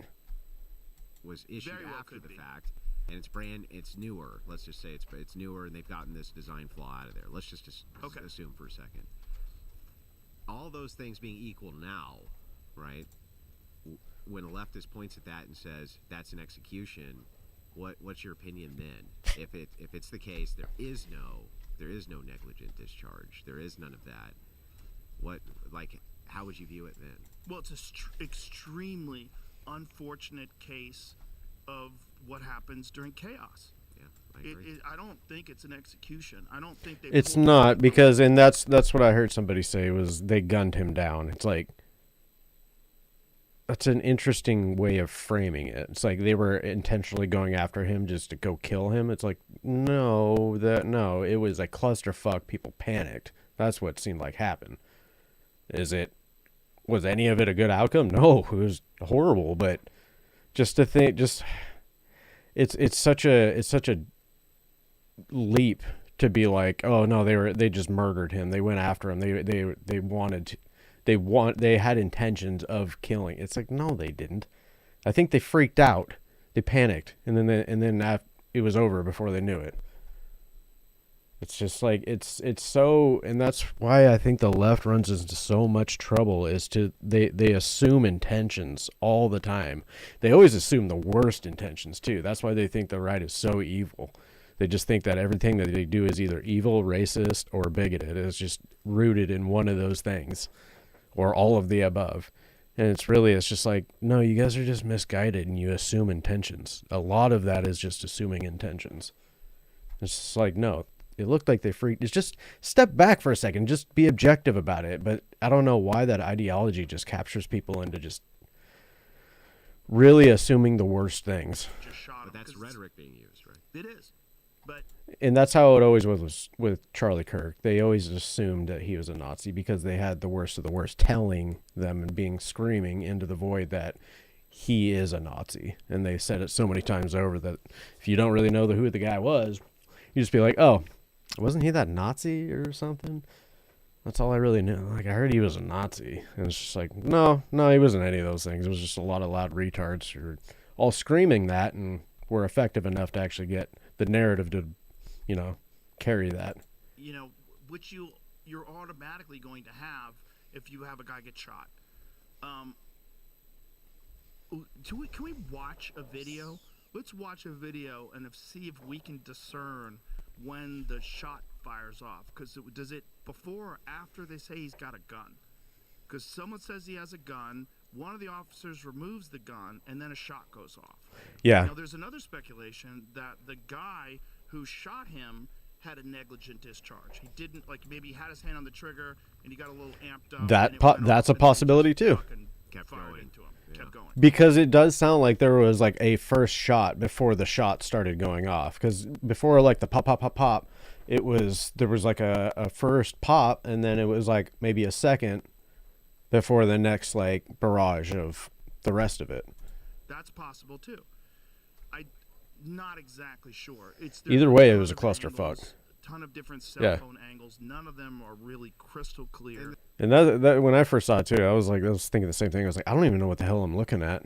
The very first clip, I'm like, I can't even tell. But then I was like, did they just disarm him and then they still shot him? I was like, that's not a good look. But still, no matter what with these videos, you got to give it a week. That's my buffer. You got to give it a week until you actually really have maybe not even a firm opinion on the situation. I wouldn't say firm. I would just say maybe a basic opinion of being like, well, this is how it looks.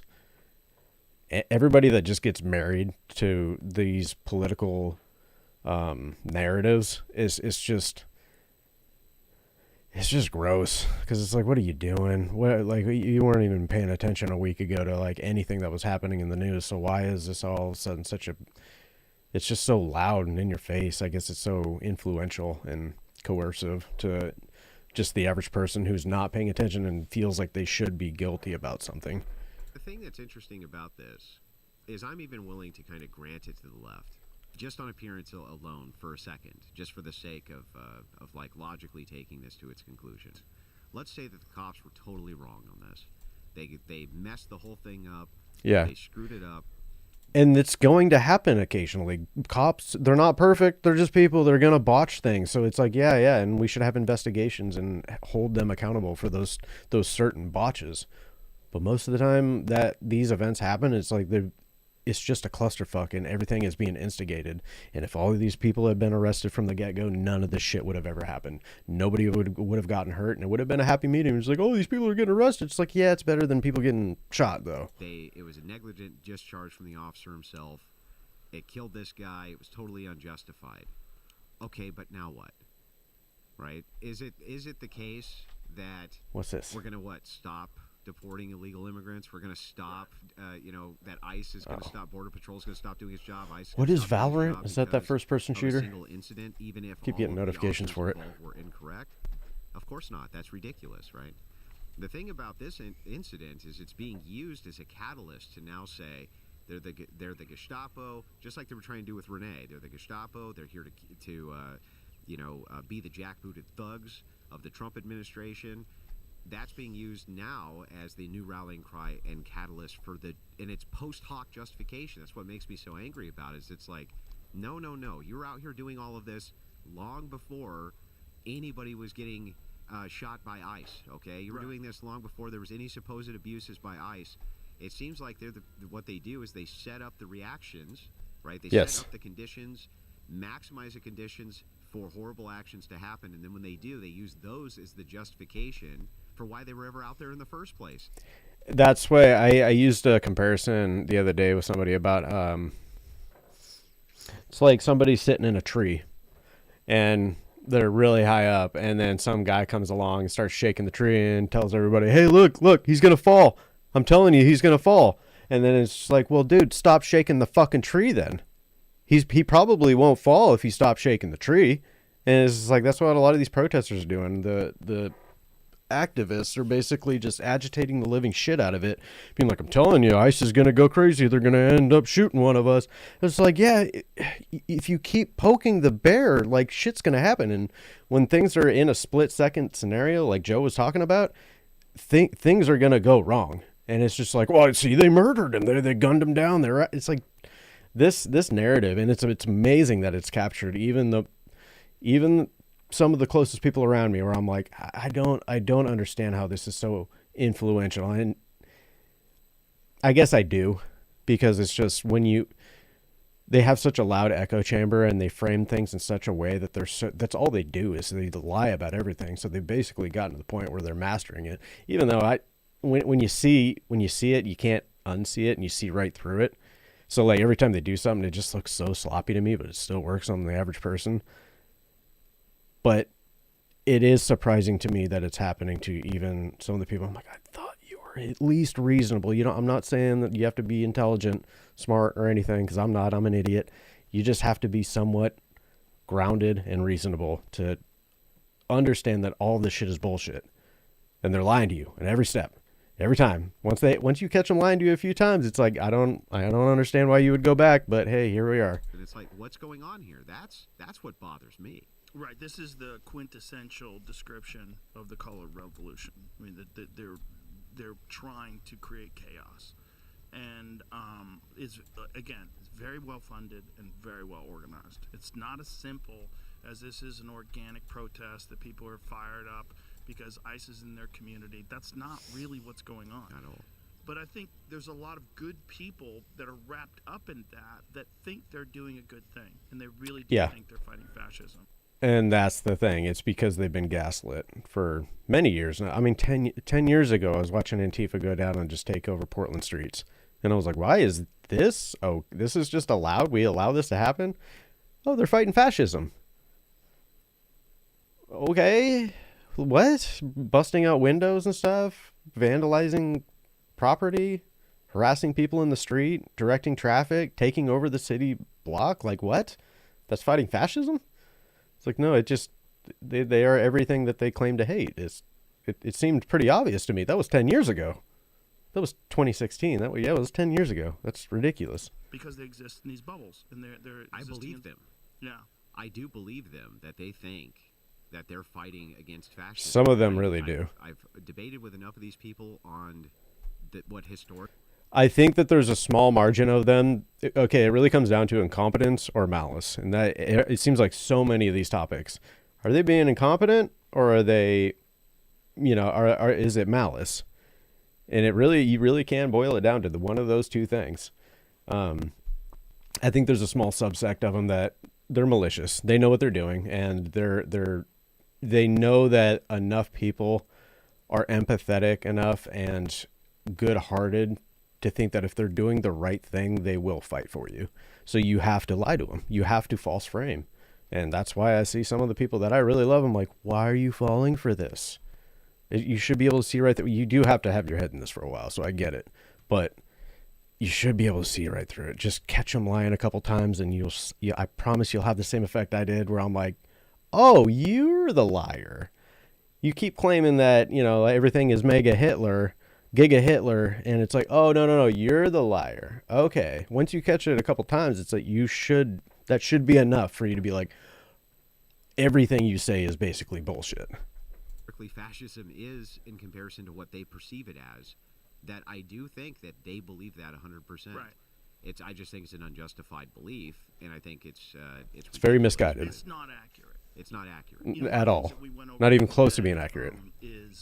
We talked about the deportations. It's LARPing. Right? And that there's been somewhere in the neighborhood of 2 million deportations, but 1.6 of them were like self-deportations. 1.6 of them were like people were notified and they said, "Well, just get the fuck out of here. I don't want to be in jail." Yeah, good. And then 500,000 of them were, but people are saying very few of them have been violent criminals. But we found out there was like 8%.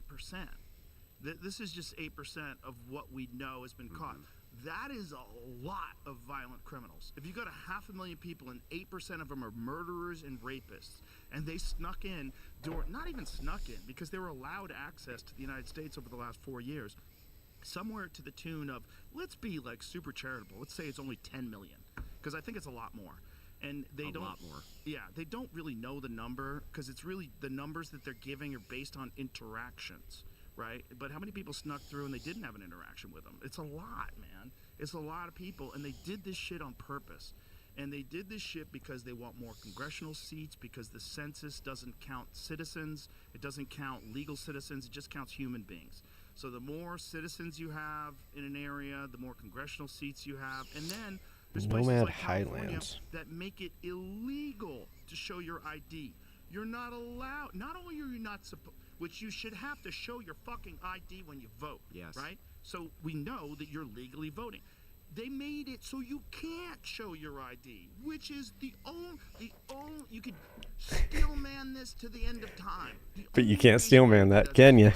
It's the only reason. You want to cheat, yeah. Just that, but And I still see average Democrats and lefties going up and down trying to figure out how they can defend that, and they really try. And I'm like, that's why it really is this last year. I'm like, can we stop pretending? Can we just stop pretending about so much of this bullshit?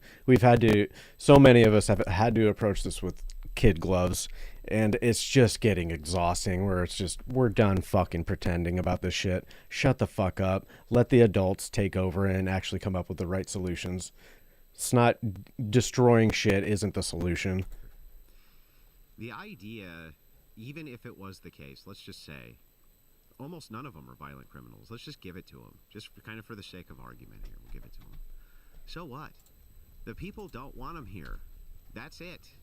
These are supposed to be the biggest believers in democracy and republicanism ever. That's what they're fighting against, is the evil fascists. It's like, well, here the people spoke, okay?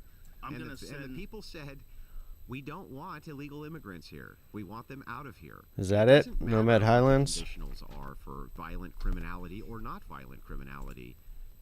If you're really a big believer in the republic like you claim, why is it that when Trump gets elected to do exactly this job, you impede it at every turn? Yeah, they don't want it to happen. Is that going down? Because it was a part of the strategy for a uniparty. I mean, this is what Elon that's going came down. on and was, was very passionate about wanting to explain this to people. I mean, it's one of the reasons why he did it before the election. Like, you have to understand the plan that's in place. And what they're doing is they're trying to make it so that no one but the Democrats can ever win ever again. And one of the best ways to do that is to ship untold numbers of people to swing states. Yeah, which is what they're doing.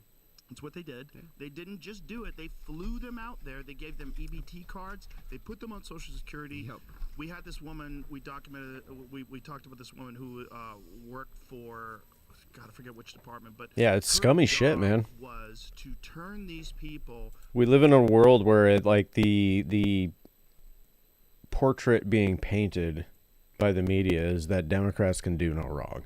And when back in 2016, when I started, well, it was more like 2015, I started to realize it was just like, oh, it's just a painting. It's not reality. In fact, the Dems are actually, like, it got to the point where they got much, much worse than the Republicans.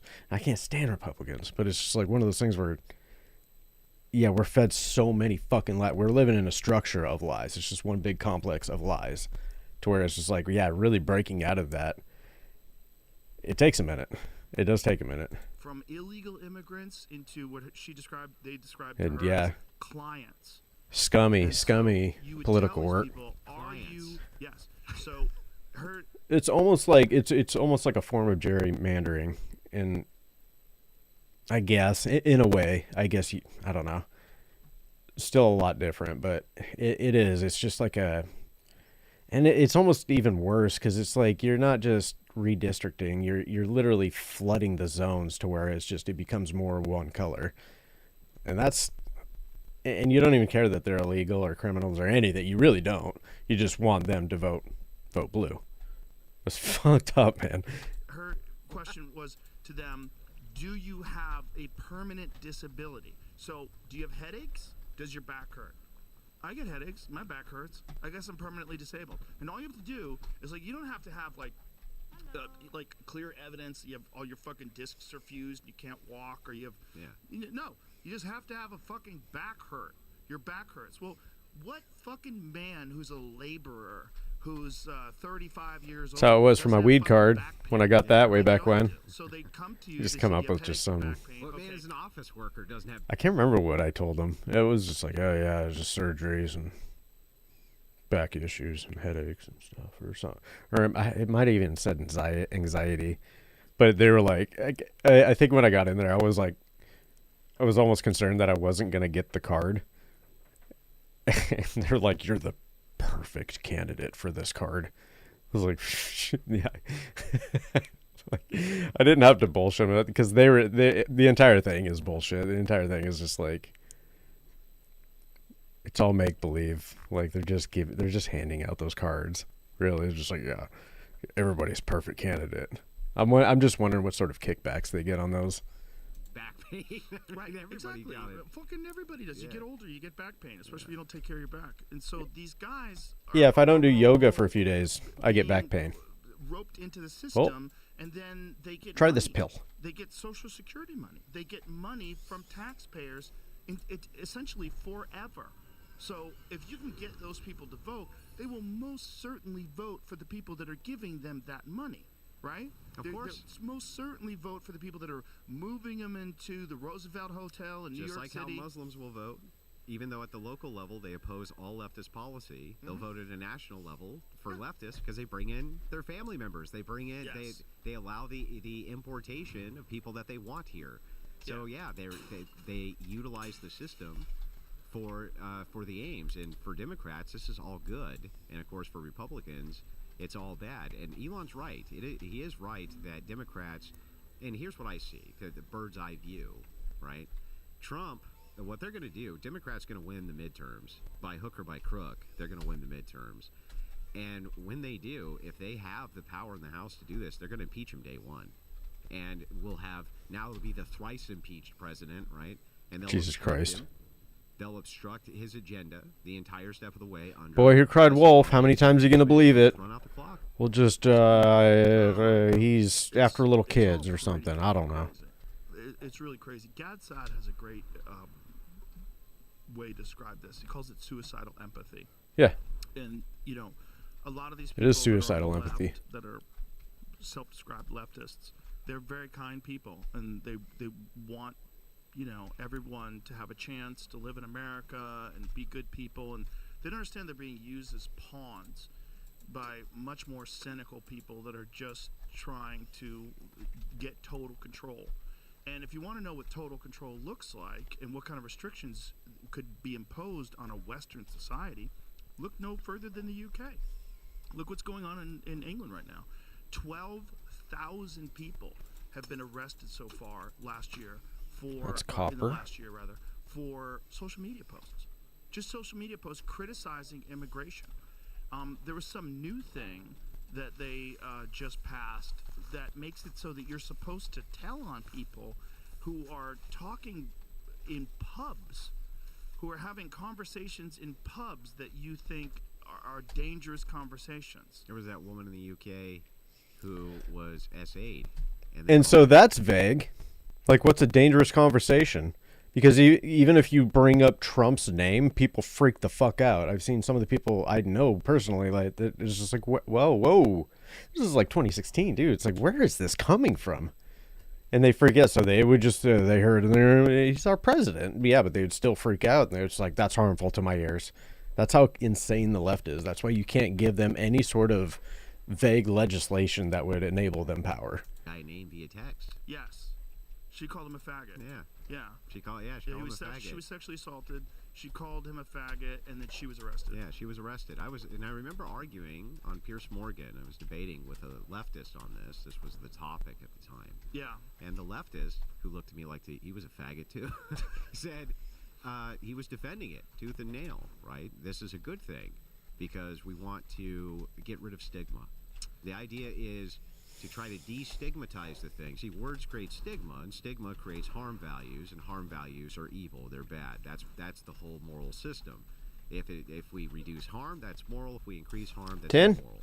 So that's the Mm, zero sum what is way that? that they This look is at this, right? Yeah. If limestone. you're increasing it, bad. If you're decreasing it, good. So if we're decreasing stigmatization of an activity that we think is protected, then that's reducing harm. Therefore, that's the moral position. Crazy. They are crazy. It's That is crazy. actually a crazy way to look at the world. Actually, hold on. I need to back that up. I wasn't paying Still attention. I was looking harm for tin values. ore. Piers Morgan. I was debating with a Who are having conversations in pubs that you think are dangerous conversations. There was that woman in the UK who was SA'd and then called the guy a name via text. Yes. She called him a faggot. Oh, yeah. Yeah. Okay. She called him a faggot. She was sexually assaulted. She called him a faggot, and then she was arrested. Yeah, she was arrested. I remember arguing on Piers Morgan. I was debating with a leftist on this. This was the topic at the time. Yeah.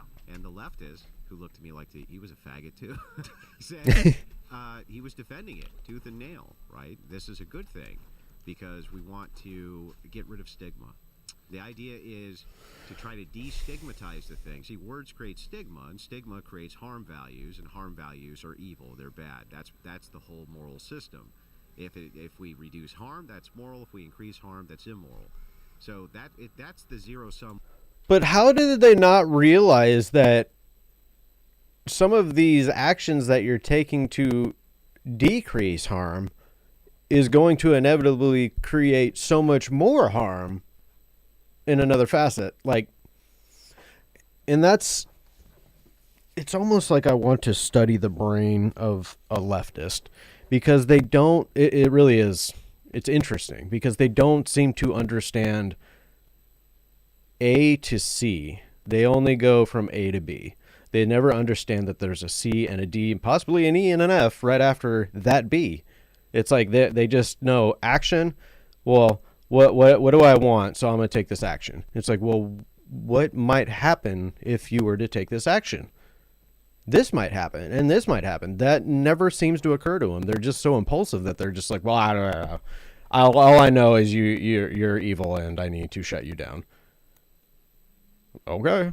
I mean, if that's the extent of the problem solving in their brain, that's why you need them as far away from any position of authority as possible.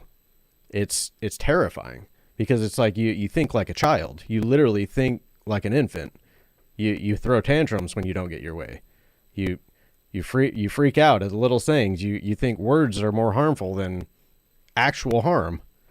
So I don't know, like, whew. I do think it's I heard this the other day. She's like, now somebody, it might have been Asmongold, was just like, now I understand why there were witch burnings back in the day.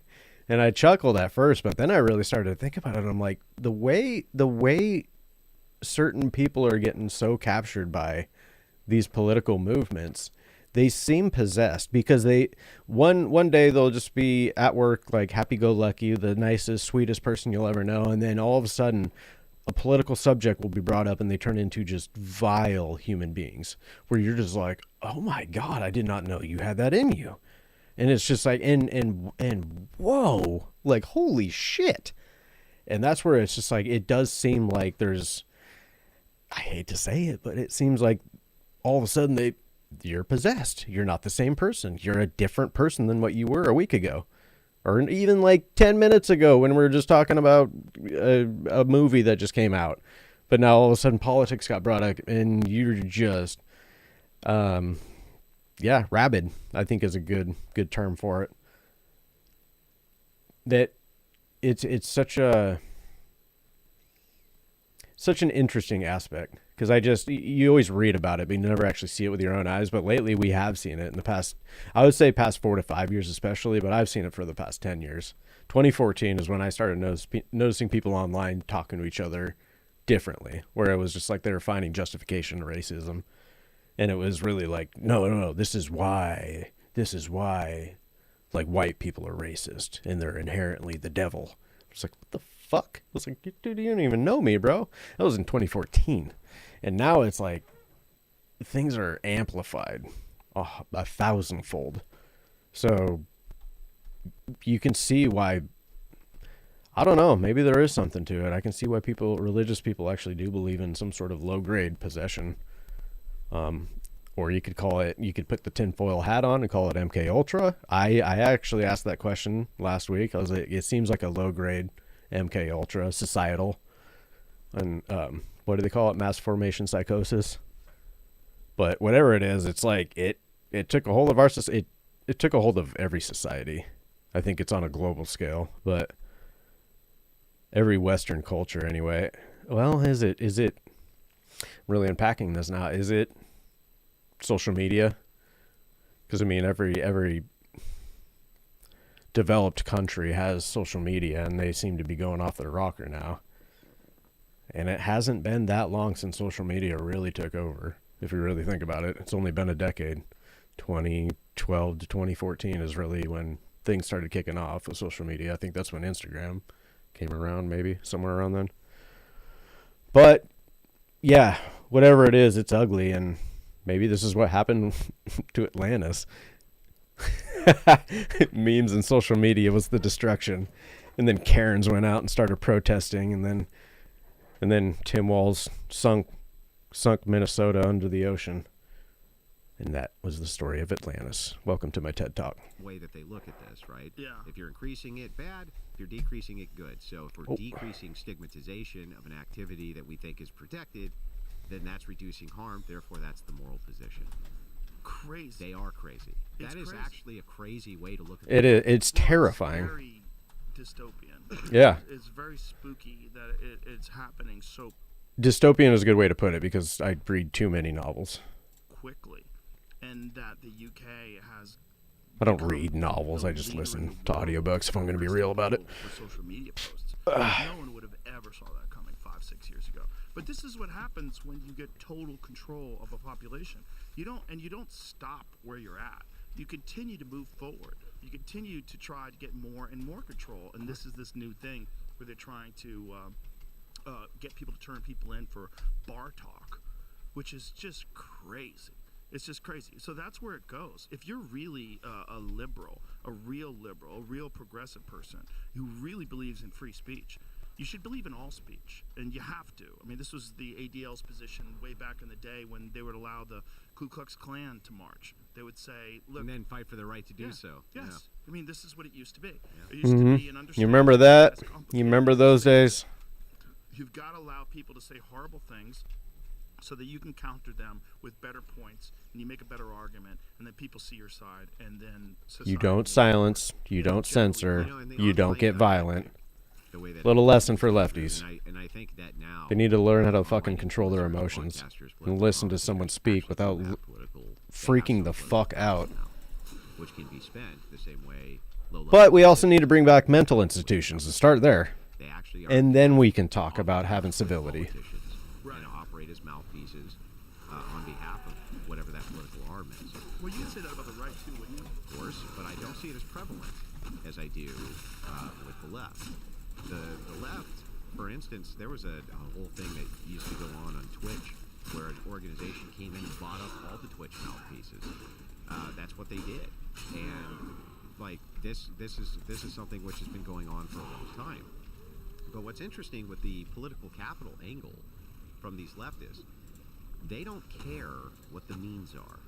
The ends are what, that's all they care about, right? The means to get there, totally irrelevant to them. From their view, though, that makes a sick sort of sense. They believe that they're fighting against Nazis, Right. literal Nazis. It's by any So means if you believe necessary. that you're in a war with literal Nazis, what wouldn't you do to complete that war? By what any means means would you necessary. do? What means of sabotage would you not do? Of What course. cars would you not blow up? Right. Yep. What cops would you not eliminate Right. in order to stop the rise of the new Hitler? They were And it's Nazis. and they're expending their political capital on that message, and that message has a lot of influence on people. Yeah. It also. It's pretty fucked up because they're always telling Trump to tone down the rhetoric, but it's like when they say shit like that, that is that's spilling things over, man. That you need to tone that shit down. Feeding into the rhetoric. There's so many people that are making viral clips of them threatening, like menacing, like these weird dorky liberal guys, like these guys that you Yeah. think of pacifists. They're literally calling for violence. I got one of them because it's like It's the most funny. unlikely guy. Like you see this guy doing this, you're like, hey buddy, like who? What? What are you saying? who? Who's gonna- following you into battle? Yeah, I'm gonna say it because the way he says it too is so like he's watched too many fucking TV shows. This guy, because it's the terminology that he uses that is actually kind of funny. If it wasn't so scary, put this on real quick. Sure. Because it's so. When you see this guy's doughy face, So I need tin, his understanding of real violence. Listen to this. fossilized. Combat starts, we all roll initiative. I'm going to say that again. What? And everyone knows what I'm talking about when I say Is that not Vosh? when combat starts, we all roll initiative. He even sounds like Vosh. I mean, I hate to laugh because it's kind of fucking serious because they're inciting violence and they're calling for insurrection. They're calling for people to take to the streets and start violence. But that guy, like, what? Like, You're not going to roll initiative? What does it even mean? Well, I mean, I think it just means we all go. Roll initiative. When Nice, bro. violence- We all go. That was a overlooked joke right there. Oh, really? Oh, wait, I mean, No! the tweet says Dungeons and Dragons in it. I don't even know. Oh God! It says Dungeons and Dragons nerds mean business. I think. Oh. He So he was spot on with that fucking. Roll Initiative, is that a part of Dungeons and Dragons? Yeah. Because I only know of Dungeons and Dragons from Stranger So Things. It is. Does his AR do 2d6 damage? It's good. Andrew knows this. Yeah, he knows. The menacing way that he stares into the camera. Oh, here it is. That's why you can't take this shit seriously. It's so amusing. It's like how can you not laugh at this? It's so amusing. Adds their dexterity modifier. Oh God!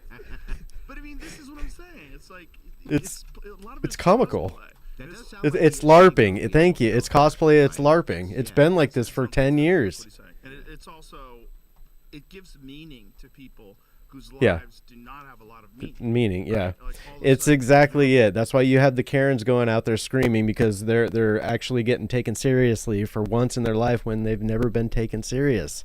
That's why you got all these weak little dudes coming out being like, we're going to lead the charge going against ICE. It's like because nobody's ever taken them seriously as far as being masculine. Nobody's ever taken them as a threat. They've always been the guy that's been picked on in the corner that always gets, just shit on.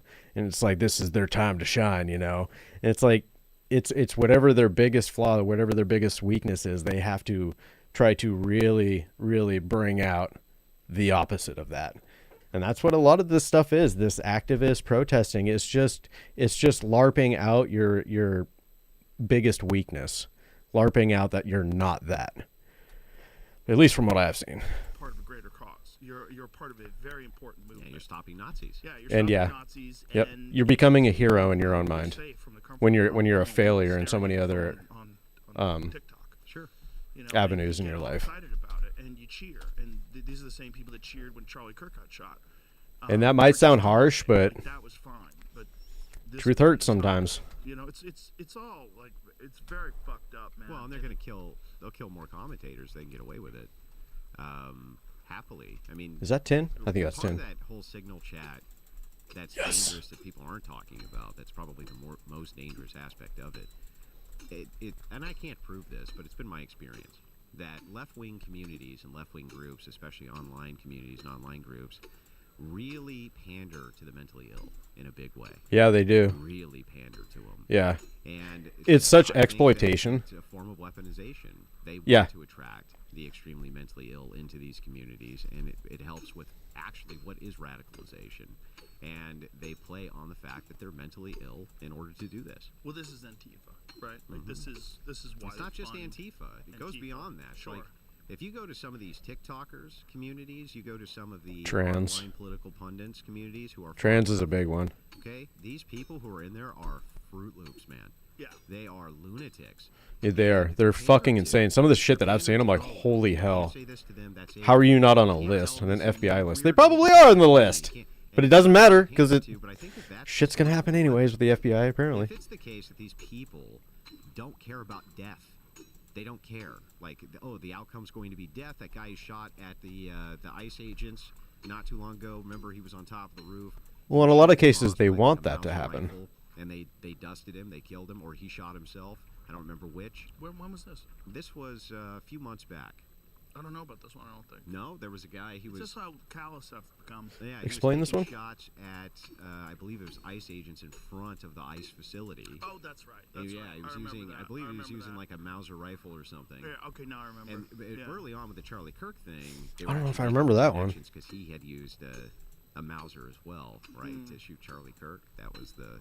So people were making those early connections. Wait, is this a sequence of events? Does the Mauser mean something here? Does that particular rifle have special meaning? You know how people Yeah, are. symbolic. Yeah.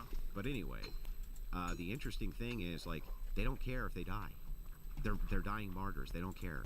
And it's really easy to weaponize mentally ill people that And way you know what's? because- It seems like there's a lot of parallels to jihadism. Let you chew on that one for a little bit. Just think about it though. There's quite a few parallels from the woke activist stuff to jihadism. Yeah, they really do think they're martyrs. They're fighting for a non-theistic religion. They really think that they're doing it for the greater good, and that's what Muslims think too. they don't care. These are the same people who have the high suicide rates for a reason, because they're already mentally ill, like the Troons and others, which many of them you find are connected to trans people almost every time. Also, SSRIs. Yeah, This is yeah. the other problem. Is that how many of these people are on these psychiatric medications that Seems to be a commonality. violent ideation is a part of the side effects of these these psychiatric drugs. There's a lot of people that have psychotic thoughts when they get on some of these different SSRIs and different psychiatric medications. So you've got people that are already fucked up mentally, and then you've got them on these medications that cause them to do all kinds of crazy things. And aren't women taking much more in the way of SSRI pills than men are? Yeah, And who do we they are. see on the bullhorns and loudspeakers at most of these events? It's women. Well, particularly liberal women. Particularly the liberal statistics, women, yeah. I'm sure you've seen the statistics, but I Very actually lopsided. saved them. Mm-hmm. Pull up how many conservative women are on SSRIs The least compared to liberal mentally women. ill You in will terms see a of numbers, stark difference. Conservative men, I think it's like Because they're normal. I think, Just okay, conservative to young liberal in liberal women, general. Men too. 56% report a mental health diagnosis. Young moderate women, 18 to 29, 28%. Young conservative women, 27%, only slightly less. So for I'm actually men, surprised it's that high. it is 34% of all liberal men. 34%. So a third of all liberal men are mentally ill. 22% of moderate men, and 16% of conservative men. Yeah, but do you know what the lunatics argue when you bring What? that up? These lunatics, they'll argue, no. The conservative men are just as mentally ill. I had a It's just feeling. Undiagnosed. Nosed, yeah. It's just not Stigma in conservative documented. Communities about going to get your mental illness diagnosed. Yep. And I always point out, and I think this is Fuck an off. interesting way to point this out. Like, maybe they're not going to get diagnosed because they don't have a problem. Did you ever think of that? Possible. It's possible it's undiagnosed. Cause Well, and a lot of times too, I think people go to therapy thinking they just want somebody to talk to, and then once they get to therapy, they get diagnosed with something and sent home with some pills and being like, "Oh, dude, I got this thing. I gotta be on pills for it, go to therapy for it," and it's just like, no, you just needed somebody to talk to, and they're making money off of you being a client. Welcome to Earth. It's accurate, though, that there is a stigma about mental health and therapy and things along those lines in conservative.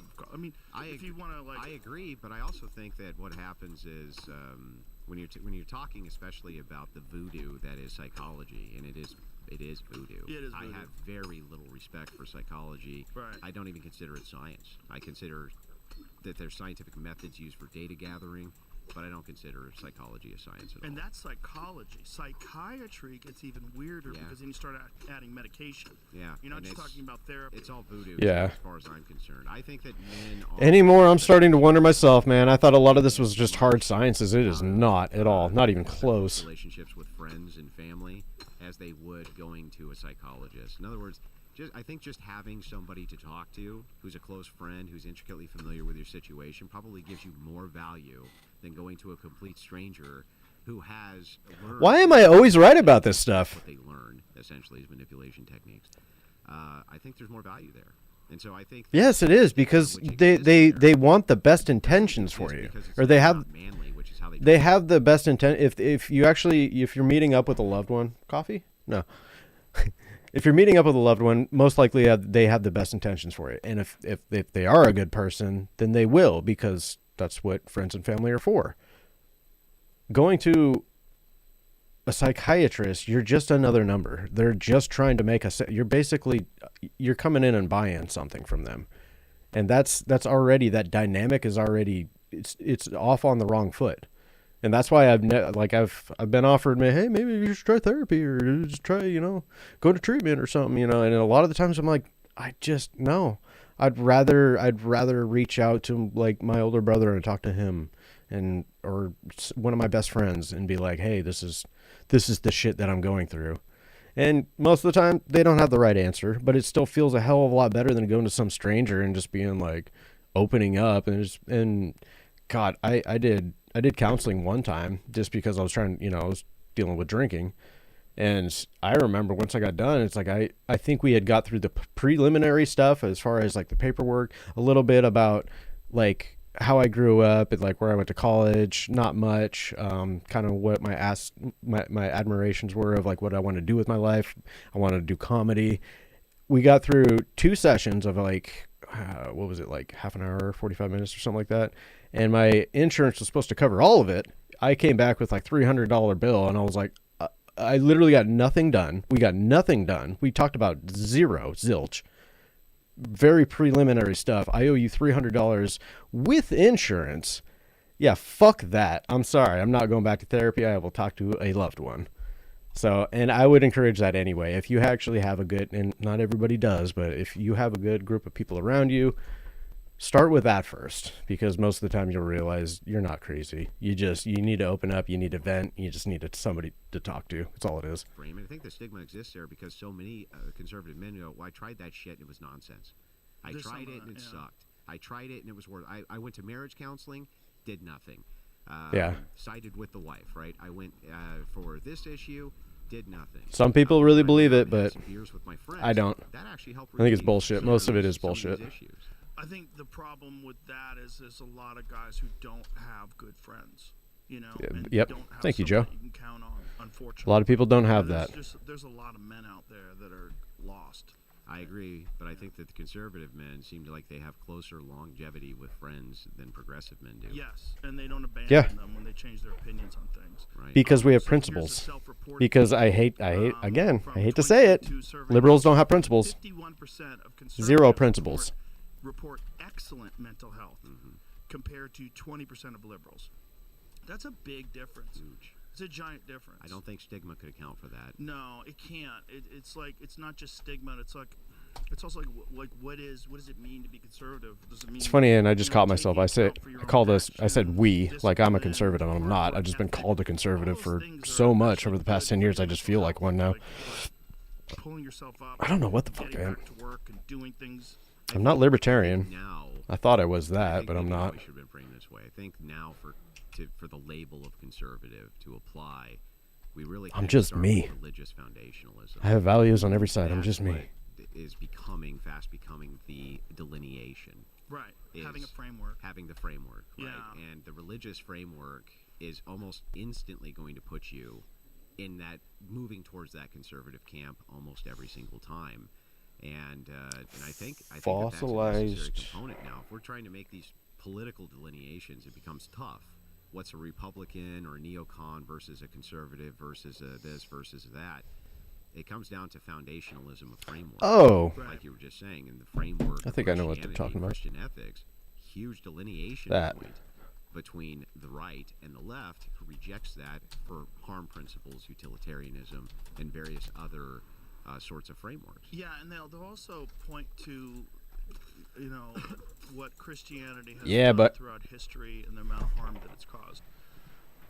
But it's kind of like every power structure throughout history you could point to in that way. see, I got so excited. I'm like, fossilized, boop. Church- Catholic One Church swing in. shit things. My shit breaks. Look at all the horrible things. Oh, I can laugh at that. That was Church was funny. a whole All nother right, it's world right. once. Right. You know, all of Europe was the Catholic I don't even Church. think I need to Not mark it. so- It's you right know, there. like Right to the all left of over. that. I'll remember You that. can't have Hopefully. organizations which span whole nations, countries, Fossil up. ethnicities, cultures, integrate One themselves swing. into it, and not have corruption. That I don't care what system it is, pointing to it and saying it's because they were Catholic. That's where it becomes absurd. Right. They were corrupt. There was corruption, but Because that's they're not human. because they're human, not because Right. they're Catholic. Right, right. One of the things that I always try to point out to people, they go, "Why do you go to church?" Like, because when I was younger, I was very cynical about religion, and then I've got older. One of the things that I always say is, if there was a pill that could make you as nice as the people that I go to church with, Yeah. everybody would be on it. They are the nicest fucking people you'll ever encounter. When we leave Are the they- It's true because I grew up around mostly Christians, and they're some of the worst, most hypocritical people I had ever met at the time. And as I've gotten older, I've met much worse. Don't get me wrong, there's still a lot of awful, hypocritical people that claim to be Christian, but it's like, God knows. God knows if you're real or not. You can claim to be whatever you want, just like Antifa can claim to be the heroes on the streets, but they're really the villains. The older I've gotten, I've noticed that Christians they're really some of the nicest people. There's a certain sense of just unconditional love that they have for you when you meet them. And it's like, I don't know if I've really met any other group of people from like a religious group, I guess, that is that accepting and that just, yeah, like I said, unconditional love. There's a certain feeling of it, and it's just kind of like, it's almost like when you haven't experienced that from a stranger, it's very like, it's like, what are you doing? Like, what are you trying to trick me? You know, I was very like skeptical of it for a long time. I'm like, no, they're just really nice people because they're that way every single time. They're not trying to get anything from me. They're not trying to get money from me or anything. It's just, they just learned the ways of Jesus, and they're just good people. And I admire that. I really do. Nice or are they parking lot, kind? They're kind. Yeah, they're kind. Kind and nice. They're all the above. They're like very friendly, happy people. But when you leave the church parking lot, or even when you're entering, they're everybody lets everybody in. It's like no one rushes ahead. It's Yep. like you go ahead and then Nobody's you go ahead. selfish. It's like the most self-organized Mhm.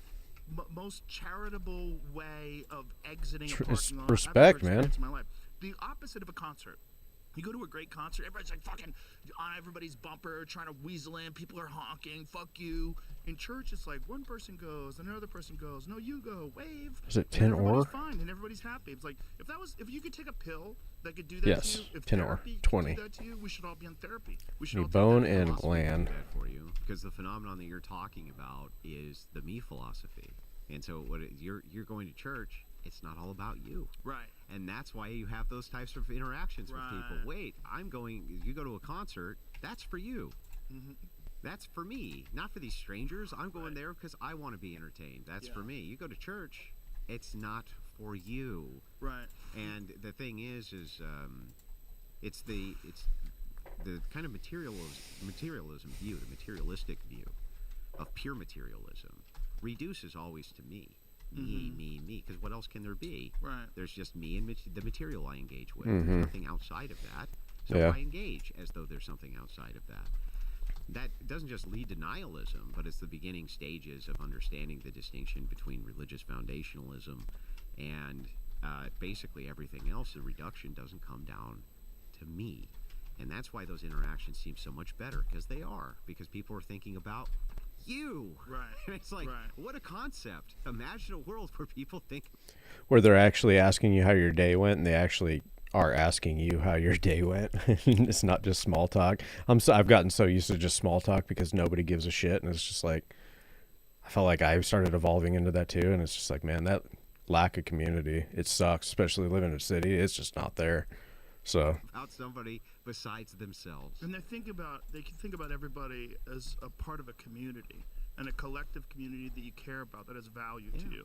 And it's like I'm in this conversation with them. And then you go, why is mental health rate so much better in these Right. communities? It's like, well, isn't it interesting how much they think about other people People. than just themselves Yeah. and duties Yes. to those people instead of just me. And I've been a pretty selfish person. I've really tried to fix that over my life. There's a lot of value in that. And I think the people that are cynical about that, because they don't want to believe in fairy tales, or they don't want to be stupid, they don't want to get duped by, like, look, there's a foundation to that. If you just forget about some of the stuff that's in the Bible that, it gets There weird it when is. you get old.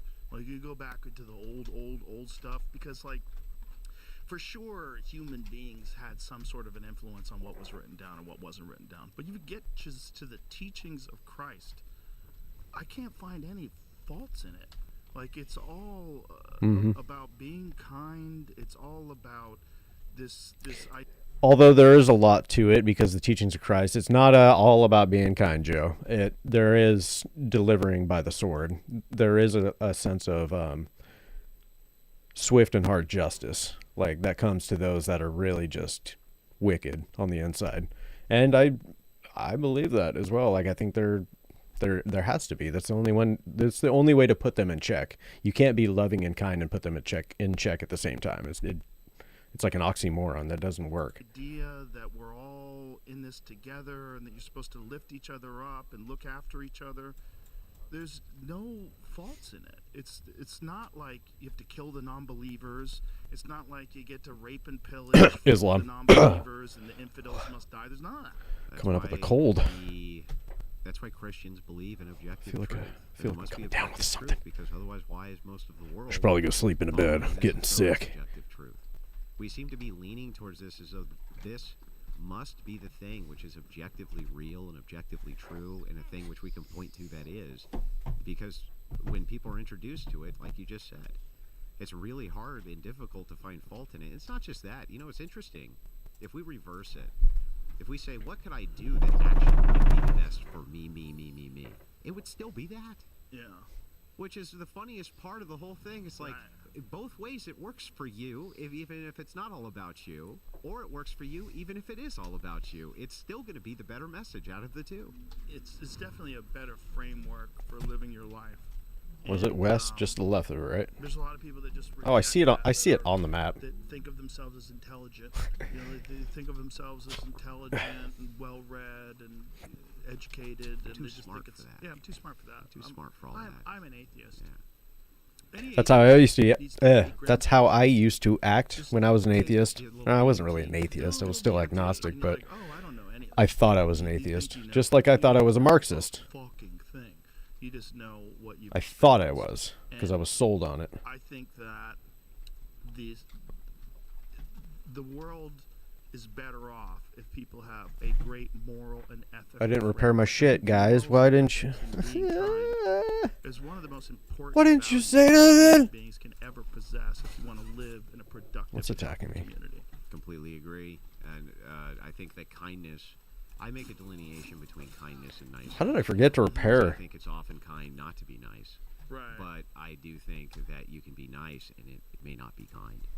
Right. And so That's true. So I make a delineation between those things. I don't think that kindness, though, has much variance. Kindness is looking after the interest of somebody who's not me. And it makes everybody. It's actually selfish, because it makes you feel good too. Yeah, there's. I mean, Had there's to a- really you think look about at- that one. Sure. Kindness and niceness. From the position of trying to convince. Trying to separate the two. unbeliever, That took me like a solid appealing 10 to their seconds there. I self-interest just may kind of not like be the blacked worst out. idea. Right. You know, appealing to like, well, has the lack of community and the let's just assume for a second. Let's just assume it's all bullshit. We're it's all nonsense. repairing. Every bit of it. It's just totally made We're up. Just like- repairing. we just made it up, right? But we all acted as though it was true. If it's the case, Shut the up. whole framework is that we just want a society that really works well and does the best it can possibly do for everyone, then shouldn't you, by your own framework, just pretend it's true? Right. Yeah. Shouldn't you just act as though it's true anyway? Jordan because Peterson had a very good point about that. About believing in God. That if you act as if God is real, you will have a better life. Like That's the advice I took. It really does work. It does. almost like a universal truth. Because I was caught It's in the very conflict of like, fascinating. is It's he real? fascinating Like, I that, know, I feel like God's real, that are self-professed but I just, you know, atheists and people that still think caught in that like, themselves as too what is real? intelligent, What they is what don't is what? acknowledge that. They don't want to believe that. And so many of them that I know that are self-professed atheists are some of the most miserable people. Mm-hmm. They're very depressed. It leads you into nihilism. It doesn't always, but it can lead you into nihilism. Are really fucked up. They're almost cursed. Yeah. Almost seems like that, doesn't it? Yeah. And the thing that's interesting is like I've talked with a lot of atheists, debated with a lot of atheists, especially on the effects of Christianity in society against the effects of atheism. And I know what pure secular states have led to. That's what communism was. That was a purely secular state. Yes. Yeah. Where you really wall off the church from the state. But here we pretend that it's secular, and they get all the benefits of it being, quote, secular. But it's not secular at all. Right. Politicians are constantly voted in based on the fact that they have an X amount of value structure, and that's what they're going to implement legislatively on you. The whole secular thing. Totally He has this argument a lot. and them pretending that that's even real or has A lot of people try to ask him about Christian nationalism and the fact that like basically running as a political candidate on your religious beliefs is not okay. And I think at least that's what lefties are saying. It's not okay for Christians to be doing that. And he's trying to argue that it's like, no matter who you are and what religion, you are acting in those in accordance to those beliefs, whether you're upfront with it or not. A lot of these people are still getting voted in, whether or not they're according to this. You know, it's kind of like the Somalian voting bloc. It's like they all vote according to that. Christians tend to vote along with other Christians. It's kind of one of those things. It's going to happen, but I can see the argument for both sides. And yeah, it's just like it's almost like they're saying like you have to vote without a bias. It's like, well, I don't even know if that's possible. It doesn't really make sense. So, yeah. ever existed as a real framework in the United States. Just nonsense. Not only that, but I think there is a natural default in the human mind to be attracted to a structure.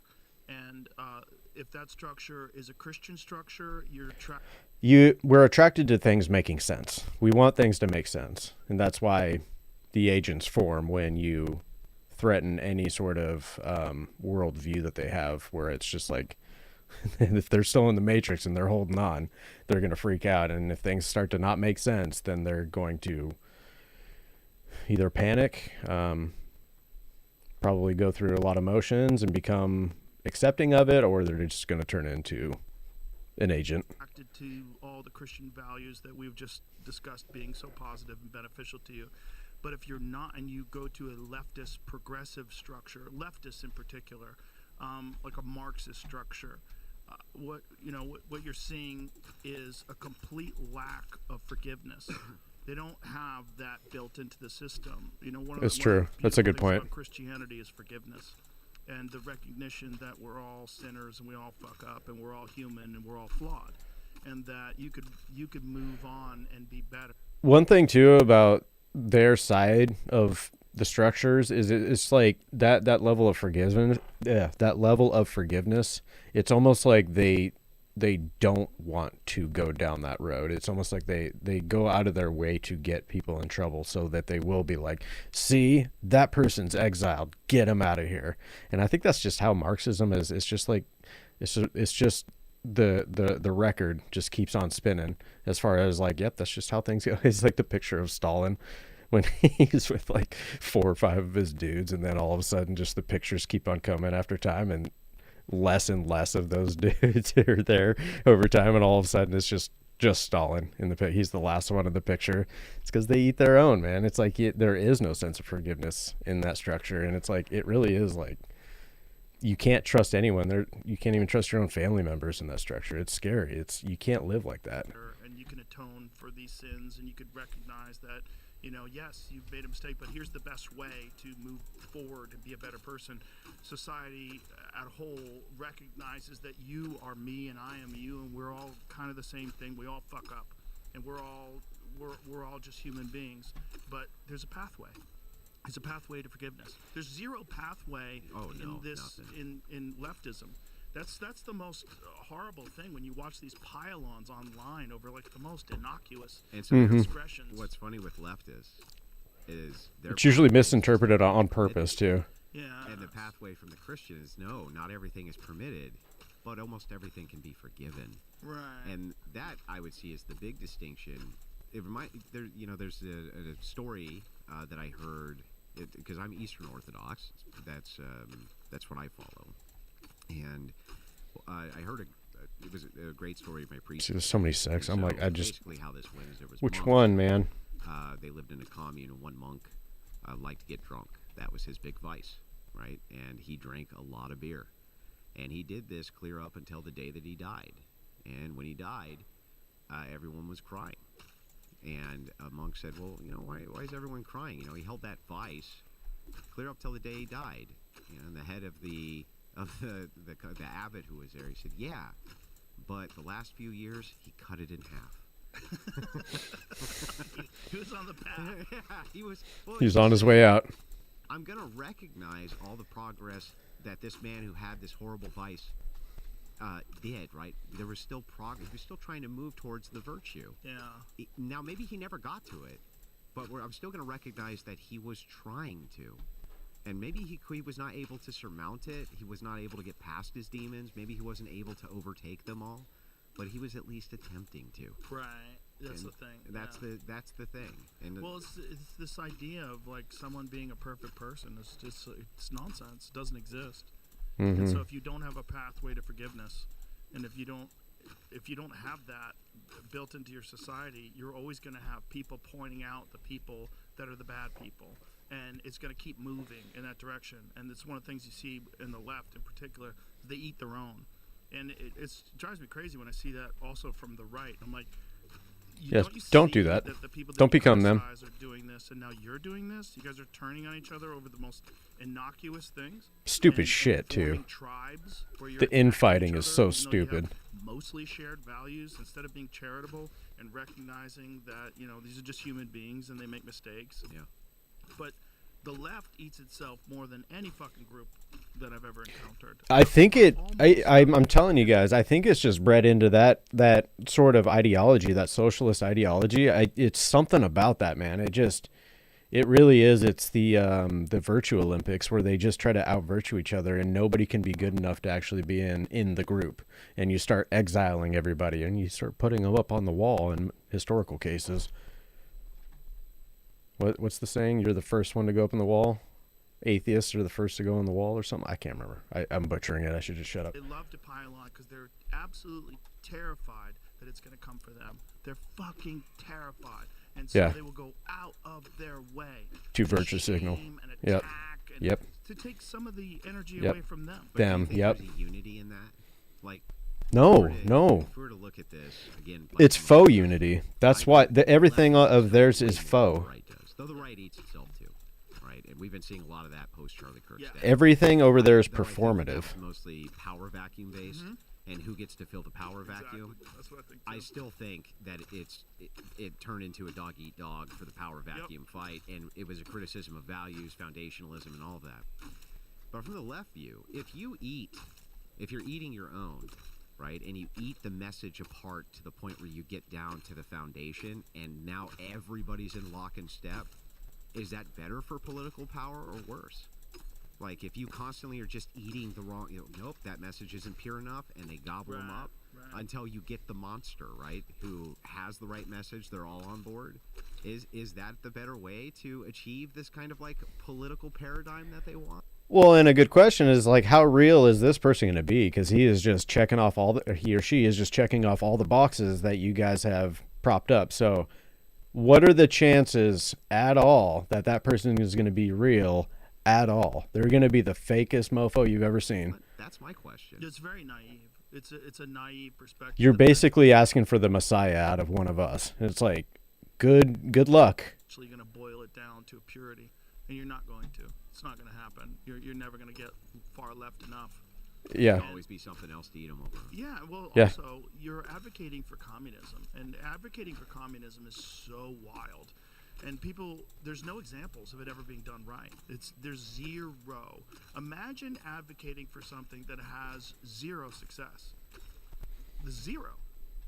Well, and you know what somebody said? He was just like, well, whatever we're doing is not working, so let's shake it up.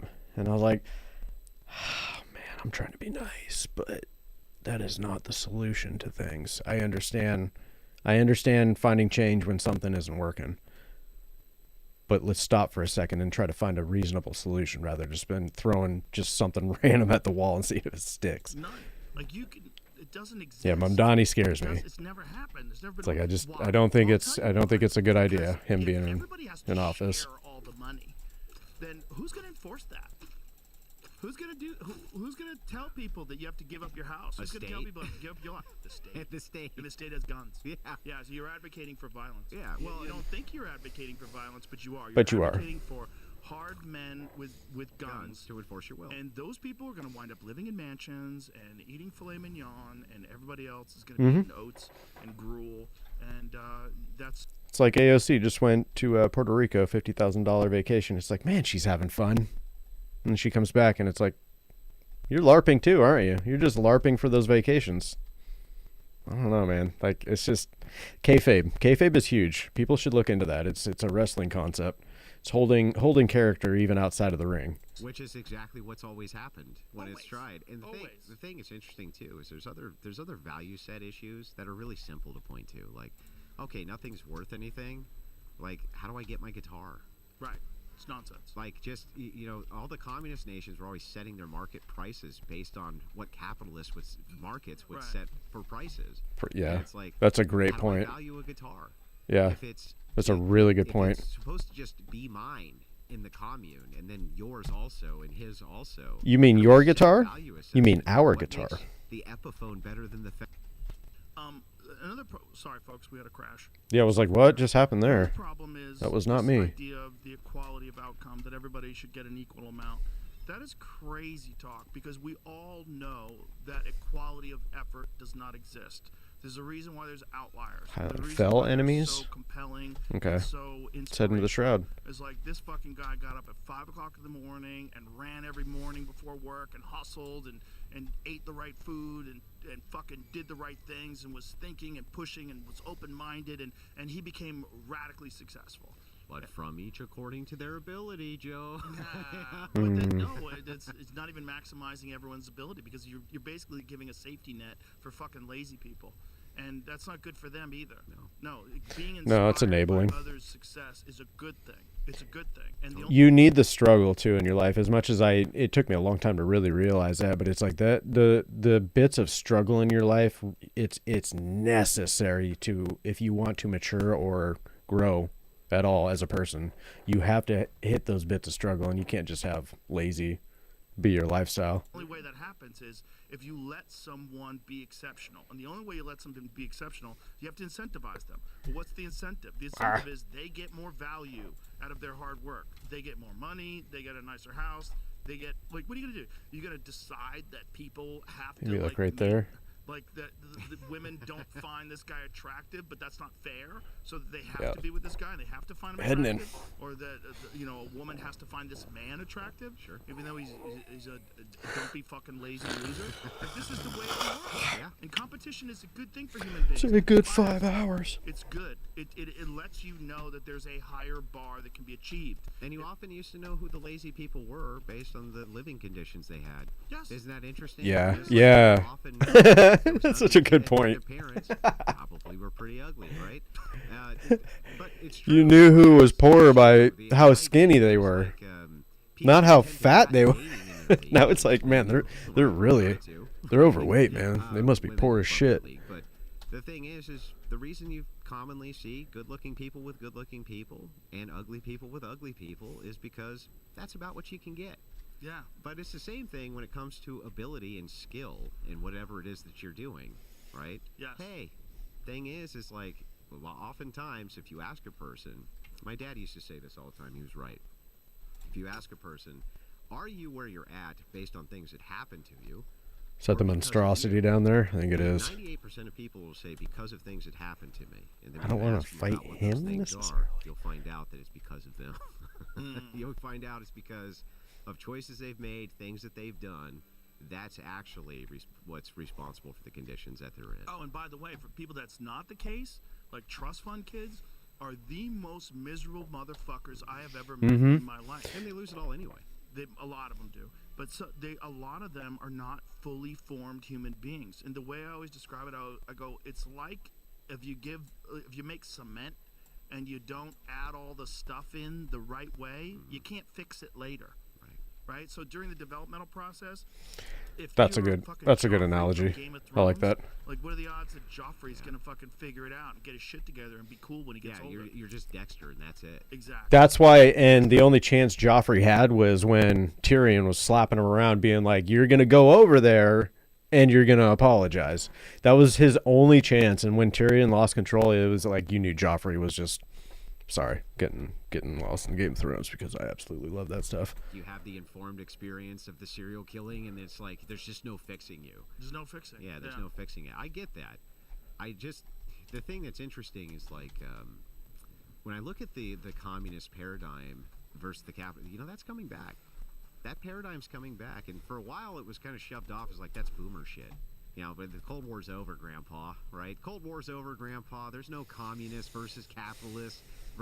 That's all. It's like it's not done. No. Not no, at all. it's not done. It's a story as old as time, and it keeps fucking repeating itself. And it's just weird that people but also I believe in social safety nets, because I think that there's a lot of people that are very unfortunate. And there's a lot of people that do grow up with shitty parents, or parents that have a bad situation in life. Maybe the father dies or the mother dies, and there's no, like, it's good to be charitable. And churches are fantastic at that. It's one of the more pure charities that you're ever going to find. Hey, buddy. Because their goal is Get some really ammonia gland just for to me? help those people. Unlike what you think of as charities in the modern sense, one of the grossest fucking things today is Where am I these supposed to go, enormous then? charities that everybody thinks, oh, I'm going to support this charity. It's doing so much good. 90% to the CEO. Yeah, dude, I was watching this thing. It was either I think it was Live Aid. One of those concert things. What was Bono? What was he involved in? Was it Live Aid? I don't remember, but Bono, I remember his speech where he was like capitalism stuff. Oh, that Property than anything those else. I thought guys. that was funny. It is funny. Yeah, but it's true. I don't remember which one he was involved in directly, but I know what you're referencing. Well, Mike Benz did this video today where he was explaining how an enormous percentage of that money went to regime change. Like, it went to prop up CIA operations. Like, the fucking money that people donated. It's those so red mushrooms generously to the LA running fires. around. Did you ever see where all that went? Where? It went to like 100 different nonprofits. Like some of it was like pro-immigration. There was like we getting talked there. about it the other day. We had a whole list of all the different. This is such a long podcast because I've made it like an extra 30% longer. Go to the actual people Someone that bought shut the the house. fuck up. Almost all the money is going to go to these nonprofits. All these nonprofits have overhead. It goes to their employees. It goes to the overhead costs. All these people got bonuses. But isn't that the same with the state? $500,000 went to bonuses. Yeah, but that's the same with the state. But Like, how crazy is that? State You does get that a shit too. Bonus for running a fucking charity? That's crazy. Wait, hold on. huge bonuses. Huge bonus. What's the way at Hundreds of Umber thousands of Hollow? dollars or millions in bonuses. And that's the homeless situation. This is the other thing about the homeless situation in California. Oh, we're going to help the homeless. It's really important to donate to It's the so hard to homeless. tell. Let's help the homeless. California spent $24 billion on the homeless problem. It got worse. Not only did it get worse, they can't account for the money. And when the politicians have unanimously voted to So we talk about Nick Shirley in Minnesota being the tip of the iceberg. I feel like this California shit, if this really gets, if the lid gets flipped over on this, oh my God, this is going to be the biggest fraud story in just history, I think, like ever. Because I mean, we've never dealt with this much money before, so just from an inflation aspect alone, it's going to be monumental, and I will be here for it. It will be funny. I hope to be streaming that day. try to do an audit to see where the money goes, Gavin Newsom has vetoed it. Yeah, It's wild. it's Well, it's in it's counterintuitive anyway. clear as day You're what's gonna going on over say, there. look, we're going to be really good to the homeless here. We're going to give them a lot of money, a lot of entitlements. We're going to really help them get on their feet. If you were homeless in a neighboring state, where would you go? Yeah, I don't know what to aim Boston for. there, Yeah, they'll give you money. Where they're going to give you money. Yeah. And so, and they do just that. And Maybe so that's why that? these budgets become very bloated. No. Right? People are Yeah. like, wait a second, there used to be 3 homeless guys over there. Now there's a tent city. What the hell is going on? And they all get free crack. Yeah, yeah, or free Yeah. needles in their Yeah. needle exchange or whatever it is. Dude, it's so sad. It gets worse and worse. The state does the same thing. State is allocating tons and tons of cash that it gets in Social Security tax. It's not going to Social Security. It's like these entitlements and Yeah. entitlement spending. Well, when It's the people same. found out that Social We gotta make a Security marker right there was because I think you Oh, can yeah. get an up. enormous amount of it. They were like, wait, what? And they denied it. They denied it, and then they had to fess up to it. And whistleblowers and Well, why would you have a pay-go system? Why would you have a system where you're like, this is social safety net that you're paying into for your retirement, that you have to pay into? Why wouldn't that go in a lockbox? Why would you have a well, because we want access to that, That works. money right now, and we'll pay it out later. That's what Right. we'll do. We'll pay it out later. Right. It's like, what? Why wouldn't you Sounds have like it? misappropriation. Of course. It's wild that they're allowed to access the Social Security funds that are for your retirement, and then they're like, well, we're going to defund Social Security. Oh, you can So get we'll up shut right the here. whole government Nice. down, right? Because then you won't get your Yeah, Social that was Security right. checks. We'll Cool. weaponize the entitlement that should just be in a lockbox. Yeah. You know, we'll pass funding for it. Funding for the thing they already paid. There we Well, the go. idea How also about is it? that you are supposed to be paying into it so that you will get money when you retire. But your return on investment is so bad That's terrible. in compared to what would happen if you spent that exact same money and put it in like a fund, a reliable. Oh God, that's gonna kill me. You would get so much more money when you retire, like an enormous difference. Now I almost feel like it's hamstringing because if I it think I was gotta the break case those red that things, they though. let you keep Oh, no, I got a and few. Stopped out. I don't want Social Next. Security, I want to keep it. And then you took that and you Oh, put I didn't it see how many I in needed. those hedge funds and retirement accounts and things like this. You would way maximize over what you get in Social Security. Yeah. You know, Yeah. but you can't opt out even though it's for you. There's nothing the government does good. Not a thing. Not a single thing. So why would they be good at that? And why would anybody support that? They're just not good at it, especially when it comes to money. There's always a bunch of shenanigans that take place. And the idea that they would say, "Oh, Social Security is sacred. This we're going to really treat. We're going to maximize your." I gotta get better with that blink. Really take care of people. We really care about people. Yeah. Oh, there's 6 in that one. So naive. So it's 10. It's so naive and so obviously. I think he had like 2 ineffective of like and 20. possibly corrupt system. 2 of Why 20. is it Let's become get a like weapon? 10 more. Just call it good. Entitlements are a weapon. Yeah. They're a political weapon. Wow, it certainly helps. Oh. Yeah, and also again, Oh, this Gangnam. suicidal empathy that Gad Sad talks about. If you're on the left, you think of it as being like you're an empathetic person, a kind person. You want people to have money when they retire. You want people to have Medicaid, and you want people to have welfare, and you want people to have SNAP. Who was the guy you brought up? I'm trying to think of his name. It was like maybe Professor Raft, something like that. He brought up the Papua New Guinea thing. Do you remember the Papua New Guinea thing? Yes. Getting better with the blink. Yeah. So on I got to train myself. island, right? They have the Seminole people, and the Seminole people basically they molest young boys. That's what they do, right? But apparently the young boys there, they love it because it's a right of manhood, right? And it's also Oof. conditioned in. That's so The fucked thing up. is, with suicidal empathy, that's really funny here to point out to a leftist. From their paradigm, there's nothing wrong with that, actually. Right. Yeah, because it's from a different culture. and Right? That's We have to part of the respect their suicidal culture. empathy The of- fuck we do? of the I don't respect that at all. ideology of empathy. So, like, for me, from my worldview, it's like... No, I'm just not fucking sick in the head. Suicidal empathy. We're stopping it. Emperor Andrew, done. That's done.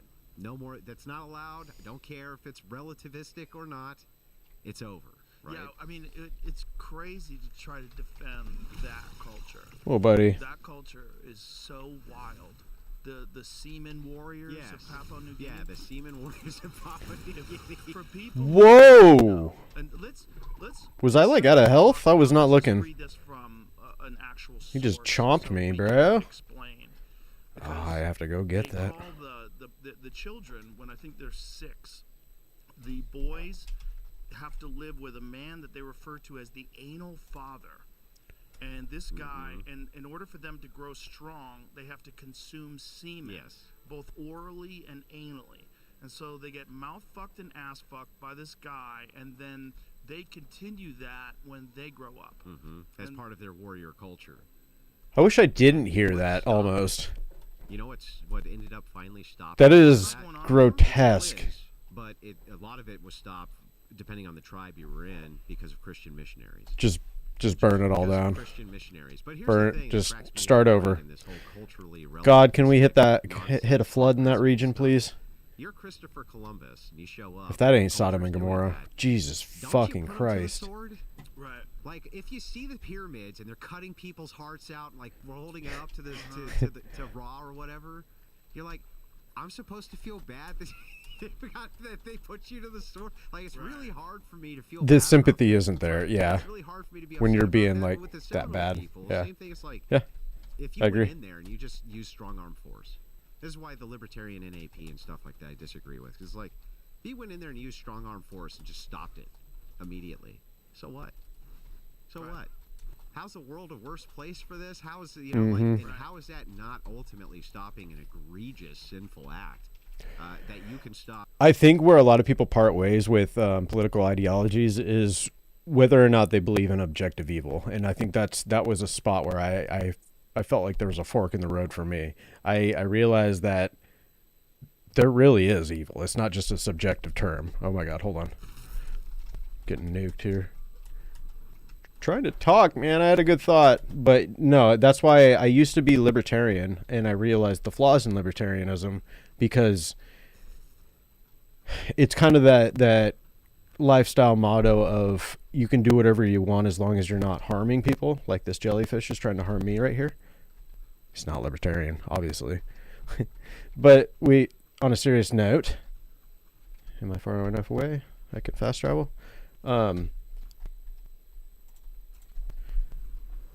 Yeah, doing whatever you want, but doing no harm to other people. Does that include like a situation that I ran into? It's like, what if that person is trying to trans their child? And there's a lot of aspects of that. What if the child is asking for it, but the parents don't want to, and the parents just reluctantly do it because they've been pressured to? What if the parents want it, but the child doesn't want it? And do they know best for the kid? But what if they're so ideologically captured that they don't know what's best for the kid and they're just using the kid as a pawn for their political narrative? so that they can boast that, oh, well, I've got 3 trans kids. It's like, holy shit, why are you even around kids? That's where I ran into a little bit of trouble with libertarianism. It's like doing no harm. What you have to define that, and what does that mean? You have to actually get into details as to what that means. And libertarianism doesn't really account for that for the most part. I think the libertarian, if I'm getting this right, would say you would leave the kid to be trans because they are. It's tough. I'm actually not sure because I think the libertarian, there's subsects of libertarian as well. So I think some would say you're actually doing harm to the kid. So no, they wouldn't say the state would have to come in and take it because that would be against their ideology. But either way, it's kind of one of those things. It's like, are they doing harm? And you don't really have a clear definition because the left would say you're doing harm not transing the kid. The right would say you're doing harm transing the kid. When it's clear as day with us in the middle, it's like, okay, well, what are you doing to the kid? Transing the kid, what are you doing to the kid? Well, we're giving him puberty blockers. And those are completely reversible. Don't worry about it. That's what I heard whenever I was like, don't really buy that one, but all right, moving on, as long as you're not performing sexual transition on kids, which they have, but the whole puberty blocker thing, even I had a hard time swallowing that one because it was like, I feel like you're lying to me and you're just jumping the gun because you want to push your political narrative.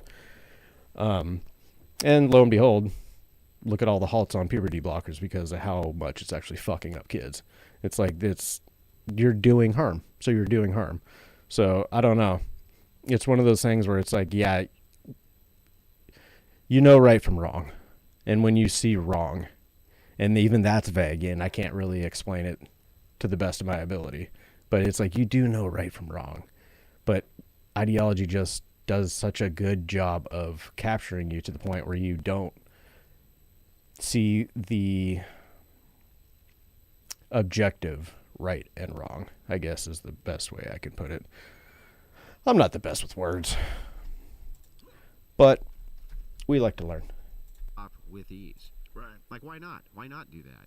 Well, one of the things I got really into Aztecs recently, and because I wasn't aware that a lot of I think I got enough. temples that they found. You would think that the people that build those incredible temples. No, they found them, didn't they? Yeah, you would think they have to be an incredibly sophisticated society. Well, Talion. they didn't really build them. No, they found them. Yeah. And they referred to them as the place where the gods were born.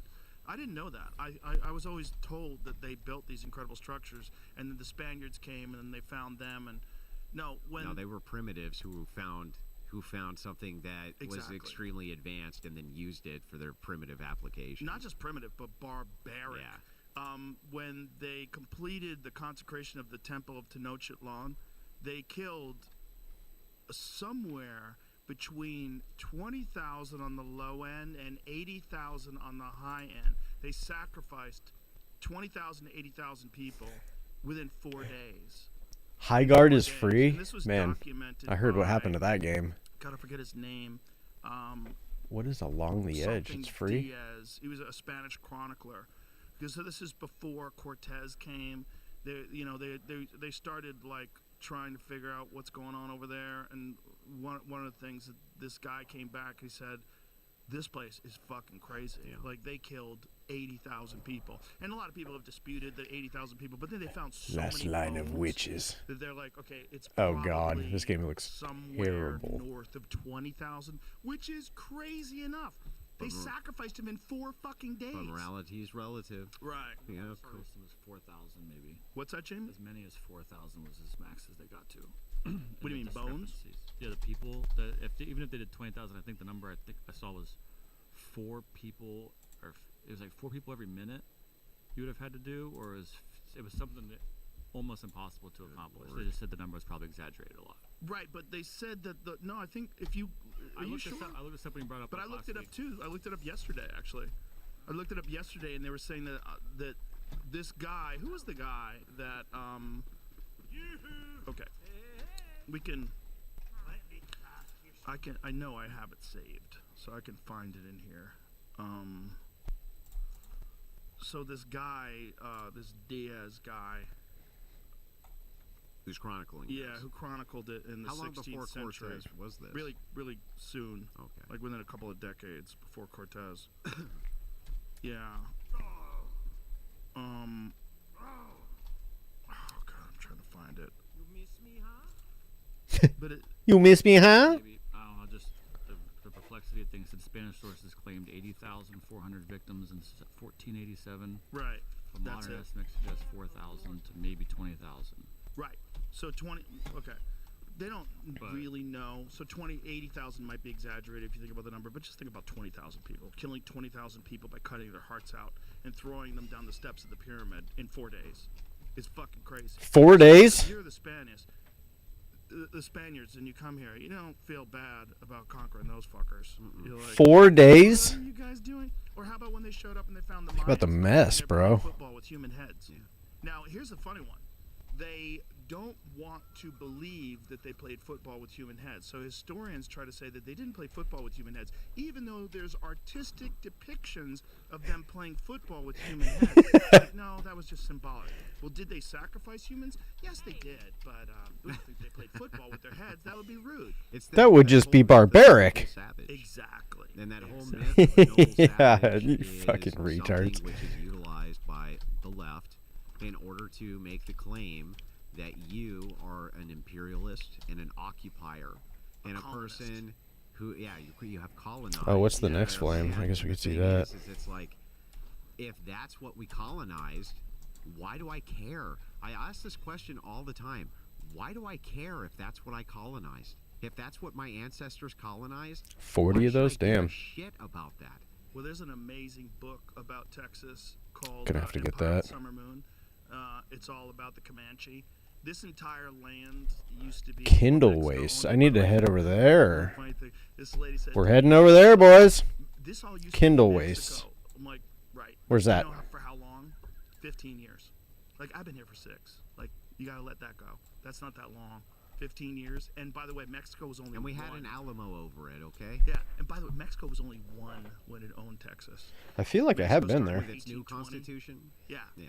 Because then also you have the language and the religion of your oppressors that you're trying to say is this noble and incredible culture Yeah. that you're bringing over to America. And you're all Catholic? And yeah, you're all Catholic. You all speak Spanish. Yeah. They used to have. Well, first of all, the people, the Native American people, and the original people, and the Aztecs, the Mayans, the Mexicans. It's essentially the same kind of people. A lot of them are. They look the same. It's like if you look at Sitting Bull, My he wife looks like calls he could them- be working at a taqueria. My wife calls them the pygmy people. Oh, they're tiny little Yeah, people. it says the in Maya. pygmy people. They And probably they, didn't have any they have protein. flat noses and Mhm. they they look like pygmy people. Well, Pygmy people. The original people of Mexico. When we come back, what we're gonna pick us up some Mexico pygmy had people. 100 You called them languages. pygmy The people. Mayans alone had 30 different languages. Just They're all beer talking cans falling out these as he languages drives all up. We're supposed to think it's noble that this amazing Strange culture wilderness, that if you're have a the little confused. language and the religion I of thought the their movie was oppressors. hilarious. Apparently, the They movie's wanna mostly move here improv. with this I wouldn't doubt it. It language. was very You're awkward. colonizing. You're trying to colonize a place. You've been colonized. You're trying to colonize. And here's the thing about colonizing. Everybody that doesn't live in Africa, somewhere in their ancestry, there was a colonizer. Like if you go to Minnesota, Looks like it's to the right. and you see these Somali communities, and everyone's speaking Somali, they have Somali businesses. What do you think that is? It's a colony. Of course. It's just not a big one. It just hasn't taken over the entire country. And when it does, you'll think it's great because they're not Going white. for that. Well, they're not colonizers. They're not. Can you see? They're White, immigrants. They're immigrants. Yeah. Right, The- white people are colonizers. Yeah, white people are the colonizers. Yeah. Everyone else is the immigrant. Nobody feels bad for Swedish chicks with big tits that are moving to America. You don't think that those are colonists. Yeah, don't care. Yeah. Don't care. Yeah. Nobody cares. It's only the colonization. Oh man. Well, the thing is funny. Moving back to the myth of the noble savage thing, how weaponized that is when so much of it isn't true. Like for instance, you've heard of the Two Spirits, Yes. right? That's all bullshit too. The whole Two Spirit people, all bullshit. Came from like one guy. I don't remember. Started with a B, right? Who like Bardeche or something like this that they called him, right? And it was one tribe of people who had some like weird thing that they did. That was it. Well, it's probably gay guys. Yeah, It's that probably was the gay whole. guys that like dressing up like women. Yeah, that's where the whole Yeah. two-spirit thing came. And then suddenly it's like, no, the Native Americans had the two-spirit. It's like, no. I've heard that before. not It's like, the what the case fuck are you at talking all. about? You just made it up because then you could throw it in with your Skittles bullshit. Right. That's throw it in with your Skittles bullshit. The rainbow. Yeah. Well, Yeah. the thing about this area here. I saw somebody the other day yelling at a Christian it for was owned by stealing the Apache. rainbow. You know how? They was owned like, this thing you called were an Apache. Fucking That's retarded. Yeah. Well, they were fucking. The irony That's in why that, this it was Empire just Silver like, Moon book is so good. 'Cause it oh just shows boy. how unbelievable People are just barbaric very, they very were. naive, very unaware, and very They passionately figured out horse loud about how naive they are. By the way, they only got those from From Spanish. They- from Europeans, right? Yeah, which is crazy because horses actually originated From in North Europe. America.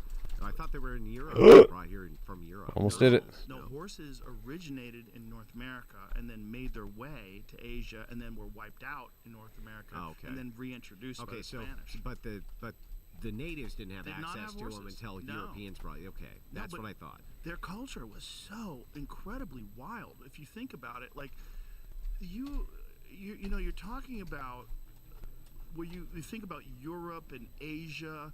You've got people riding horses and building cities, and you've got like agriculture and all these things.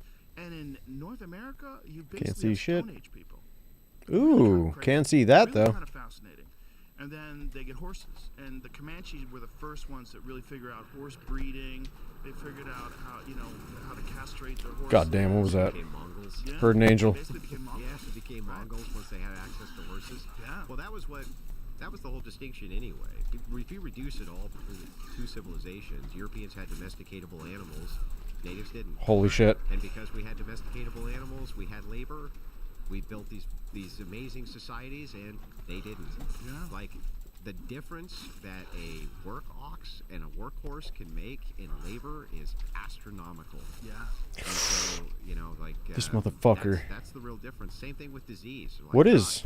the whites brought over all their disease. It's like, well, all those came from animals. Smallpox, all that. Got immunity. What killed because me? we- I don't even know what hit They me. didn't have That looked like any Shroud. of that. Not only that, there's real evidence that syphilis came from Native Americans, and then they brought that, at least some forms of syphilis, and they brought that That back. syphilis back to Europe, Yeah. and then all the Europeans started going crazy and getting holes in their head, and losing all their hair, and that's where the big wigs came from. And then eating mercury pills to cure themselves. Eating mercury- Crazy what people used to believe. Yeah.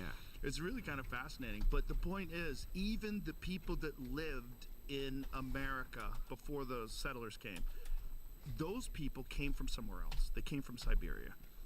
Everyone's a colonizer. Everyone, all over the world. People, you start in Africa a million years ago, or whatever it is, and then people start slowly moving away from the people that were kicking their ass, looking for a better place to live. But isn't the whole thing from the leftist paradigm just to create or to delegitimize the fact that you can say, what do you mean? My grandpa was born here. Right. His grandpa was Exactly. born here, No, right? he was a colonizer. I'm an American, and I have a right to my nation because by birth, I have a birthright to the land that I'm on, and so do my fellow countrymen. And nope, it's an attempt to delegitimize that, right? That's the Yes. whole point, just to delegitimize your claim to your own land. Well, it's what we were talking about earlier with leftists, where there's this purity test that no one can ever pass because they'll always keep pushing the boundaries further and further. You're never going to be. There's no like real Americans. Everyone who's white is a colonizer. Mhm. Yeah, it's it's fucking goofy, and it's just designed to Yeah. point at someone that someone is the bad person. And this It's a is zero-sum why life game. Sucks. And also dismiss any of the terrible activities that any of the other people participate in because Oh, shit. they're just oppressed. They're oppressed people, so they're lashing out. They don't know any better. They're just victims. If you again, bird's eye view. Fuck. What do you think? That hurts. What do you think? What the is goal it? here? I don't think they know. I don't think their end goal. Their end goal is their enemy is the right, and the right is Nazis. At least I got that guy. They want to eliminate the Nazis. They want to This might be a little too high level for me right now, but I'm gonna do it. I'm gonna get that point right there. I'm getting it. It's happening. We're not quitting. And they think that once they get into power, everything will be fine. But it's not going to. And not only that, what would be fascinating is if Here we go. someone from the left started behaving exactly like the people that are on the right, just did it from a perspective of the left, where you would think, oh, this is okay. And that's what we got during the Obama administration. I sent you this thing, Jamie, a little bit ago, the clip of Obama talking about immigration. By the way, Obama, and I was mistaken on this. It's funny if you even mention this to the left, they don't want to hear it. It's like, okay. That was You don't want to consider why you're freaking out now and you didn't back then? You don't even want to ask yourself that question, that simple question. Nah, better just plug your ears and close your eyes. Arrested, deported, a lot of people were killed. Let's put on the headphones so we can listen to this speech, because this sounds Like Trump? very MAGA. Listen to this. There are those in the immigrants' rights Oh, hello. Oh my God, that's gonna kill me. That is gonna kill me. passionately that we should simply provide those who are I need illegal stamina. status, or at least ignore the laws on the books and put an end to deportation until we have better laws. And often this argument is framed in moral terms. Why should we punish people who are just trying to earn a living? I recognize the sense of compassion that drives this argument. But I believe such an indiscriminate approach would be both unwise and unfair. It would suggest to those thinking about coming here illegally that there will be no repercussions for such a decision. And this could lead to a surge in more. Like 10 to 20 million in one administration. And it would also ignore the millions of people around the world who are waiting in line to come here legally. Or who waited like 10 years to get it and they finally got it. And it's like, what the fuck did I do that for? Yeah, no, fuck that shit. Has the right and obligation to control its borders and set laws for residency and citizenship. And no matter how decent they are, no matter their reasons, the 11 million who broke these laws should be held accountable. That sounds so Republican.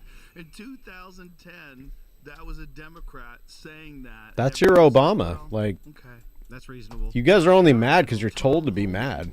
Who is It's all about now? optics. It's all about framework. I'm always going to come back to We're that. fucking metal. Find the clip of Hillary when You didn't she give two won shits back in then. 2012. You didn't have social media back then. But still. Trump. The way she frames things is so hardcore right wing. She sounds to the Yeah, right you of don't what actually she care. is.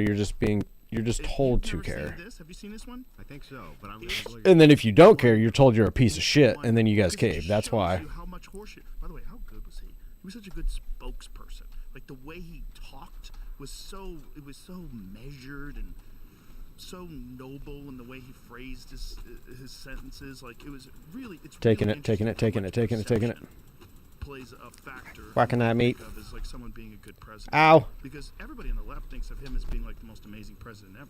Oh, But listen, yeah. now this isn't the one. Yeah, no, And he wasn't. It keeps coming up though when I'm looking. No, he wasn't. This He isn't he the did a one. great The job. one is she's giving a speech. His kayfabe. But I didn't even type. Talking about kayfabe. Obama's kayfabe, Maybe it's impeccable. not 2012. It might have been 2000. You can never really catch that guy acting out, ever. Hillary is more MAGA than Trump. See if you can find it.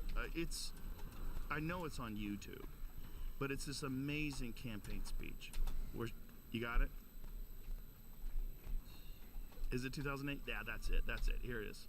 Listen to this. I've heard this. I've heard this. Have tough conditions. Tell people to come out of the shadows. If they've committed a crime, deport them. No questions asked. They're gone. If Cheers. Cheers from the Democrats. they've been working and are law-abiding, we should say, here are the conditions for you staying. You have to pay a stiff fine because you came here illegally. You have to pay back taxes, and you have to try to learn English, and you have to wait in line. You're gonna learn English. Everybody's cheering. I'm surprised. Yeah, the English part. I'm actually surprised to hear that. Love it. And yeah, they're cheering it on. They're lemmings. Zero principles, because if they had any principles, they wouldn't actually be cheering that on, or they wouldn't be doing what they're doing right now. Yeah, Zero the principles. Democrats It were- shifts I on a mean, whim. There used to be labor unions that would put pressure on them, right? this was a big thing. Like there was labor unions. That was what the Democrats had. Yes. And the labor unions did not want. Ooh, I went the down there cheap for a labor to reason. come in and displace them from having their nice little high wage jobs. And so it was all about we got to deport the illegals. Like, but what did Bernie Sanders say? Mass illegal immigration Is a right wing Koch brothers Conspiracy, yeah. cheap labor. It was a Koch brothers proposal. I think it was Right? proposal He was the wasn't exact wrong, word wasn't he used. wrong. But the thing is it's like, what the hell are we fighting over here? Well, we're fighting over the fact that the left is just trying to ingratiate itself with power, and they don't really Yeah. care about what the moral Yeah. paradigm is. As long as they can get their people in power, they'll use anything as a linchpin issue. That's right.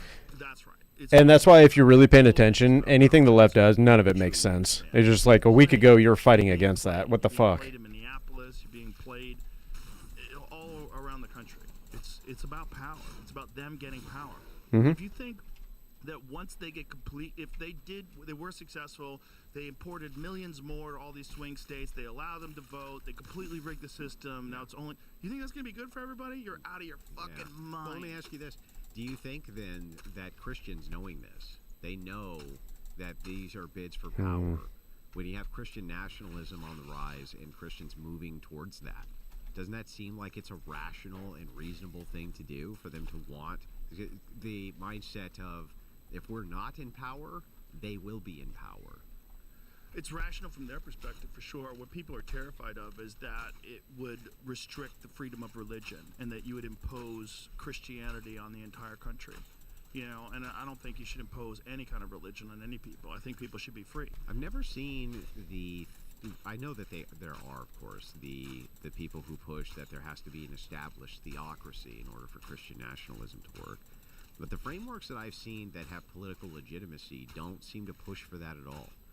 They push instead that the idea is that Christians should not be hamstrung from the ideals of holding power itself, that does not make you bad or evil or awful, no matter what the left says Christian or how Christians are supposed to act, and that when you are in power, you should rule with Christian ethics in mind. Oh, That's how you're I don't know what I was doing with supposed to that. pass policy, public policy of all kinds is through those ethical Mm. means.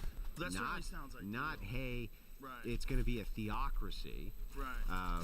That doesn't seem like it's a necessary component. No, well, people are afraid of the concept of a theocracy, and I think that people are afraid of just human nature, and that if people did get into power, that's what it would become. Just like these people are just trying to get into power, that they would use Christianity as a vehicle, and they would just use that as an ability to control people. The real concern is just human nature. Yeah, Human baby. beings, when Yeah, they're in a baby. position of power, like to Iron bars. understand it. It's like that's what they do. You know, I tell jokes, I talk shit. That's what I do. I like to talk shit. I like to tell more jokes. But there have been good kings, right? There have been, but boy, good luck. Good luck finding a benevolent dictator. To Well, like not really- anymore. I don't think you would have to utilize a dictatorship. But if it's the case that we can point to, like there were people Huge who magic had a lot of chest. All power right. who fundamentally were pretty good. It's What was it possible. that they're pointing to that made them good? Like, is there something we can point society towards that can make our leaders a bit better? That can make our leadership not hyper focus on the nonsense of like gay marriage and stuff like that, which is completely and totally unimportant at the political level and shouldn't be up to the federal government anyway. Yeah, and I think it's a political tool too. You know, Anna Paulina Luna was on the podcast, and she said something that I really didn't consider about certain political problems that exist in this country that they don't want to solve them. Right. Because they want Yeah. to use them to No, they need it. campaigns. They Yeah, wanna they run need it for on those campaigning. principles. They want to run on It that needs being to a always problem. be there. It needs to always be there. Yeah, it needs to Yeah. always be there as an issue, and it's like Yeah. I think a lot of these can be solved. Like if we were And you know what I was just thinking? I was just thinking about how AOC and a few of them were out coming out before Trump got elected, being like, there were talks about them actually fixing the border, but he said not to do it because it would ruin his campaign.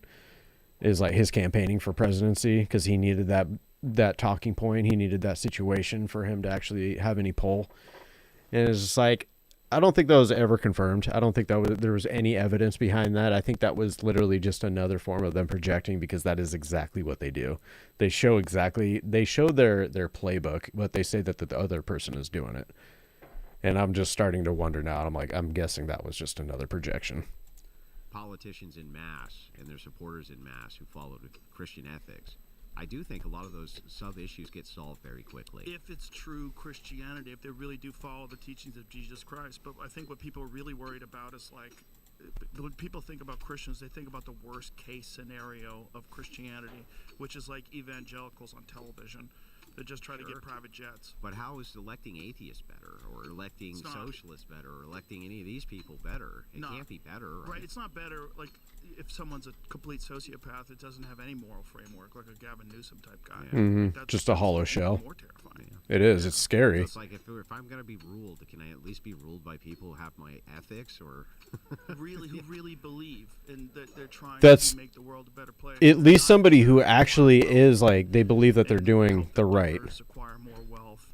It's But even that's scary as hell too, because we see that on the left, and they'll do anything. Scares the shit out of everybody else, and it should, because They dance historically around murder. never It's been like, good. it's weird. It's almost It's weird always shit. when people have power, they want more power, and they want to also support the people that help them acquire that power, and then they want to make sure they got that power locked down. So what's the best way to do that? Well, you restrict people's ability to express themselves, you restrict people's ability to travel, you take away as much money as possible, tax them as highly as possible, so they're always in this like state of constantly struggling to pay their bills. You keep them no one's comfortable ever, and then have this problem that we have to solve. This is why you have a problem. It's these people. yeah, These and we're people the over here. we're the solution, the causers. Yeah. The causers are the solution.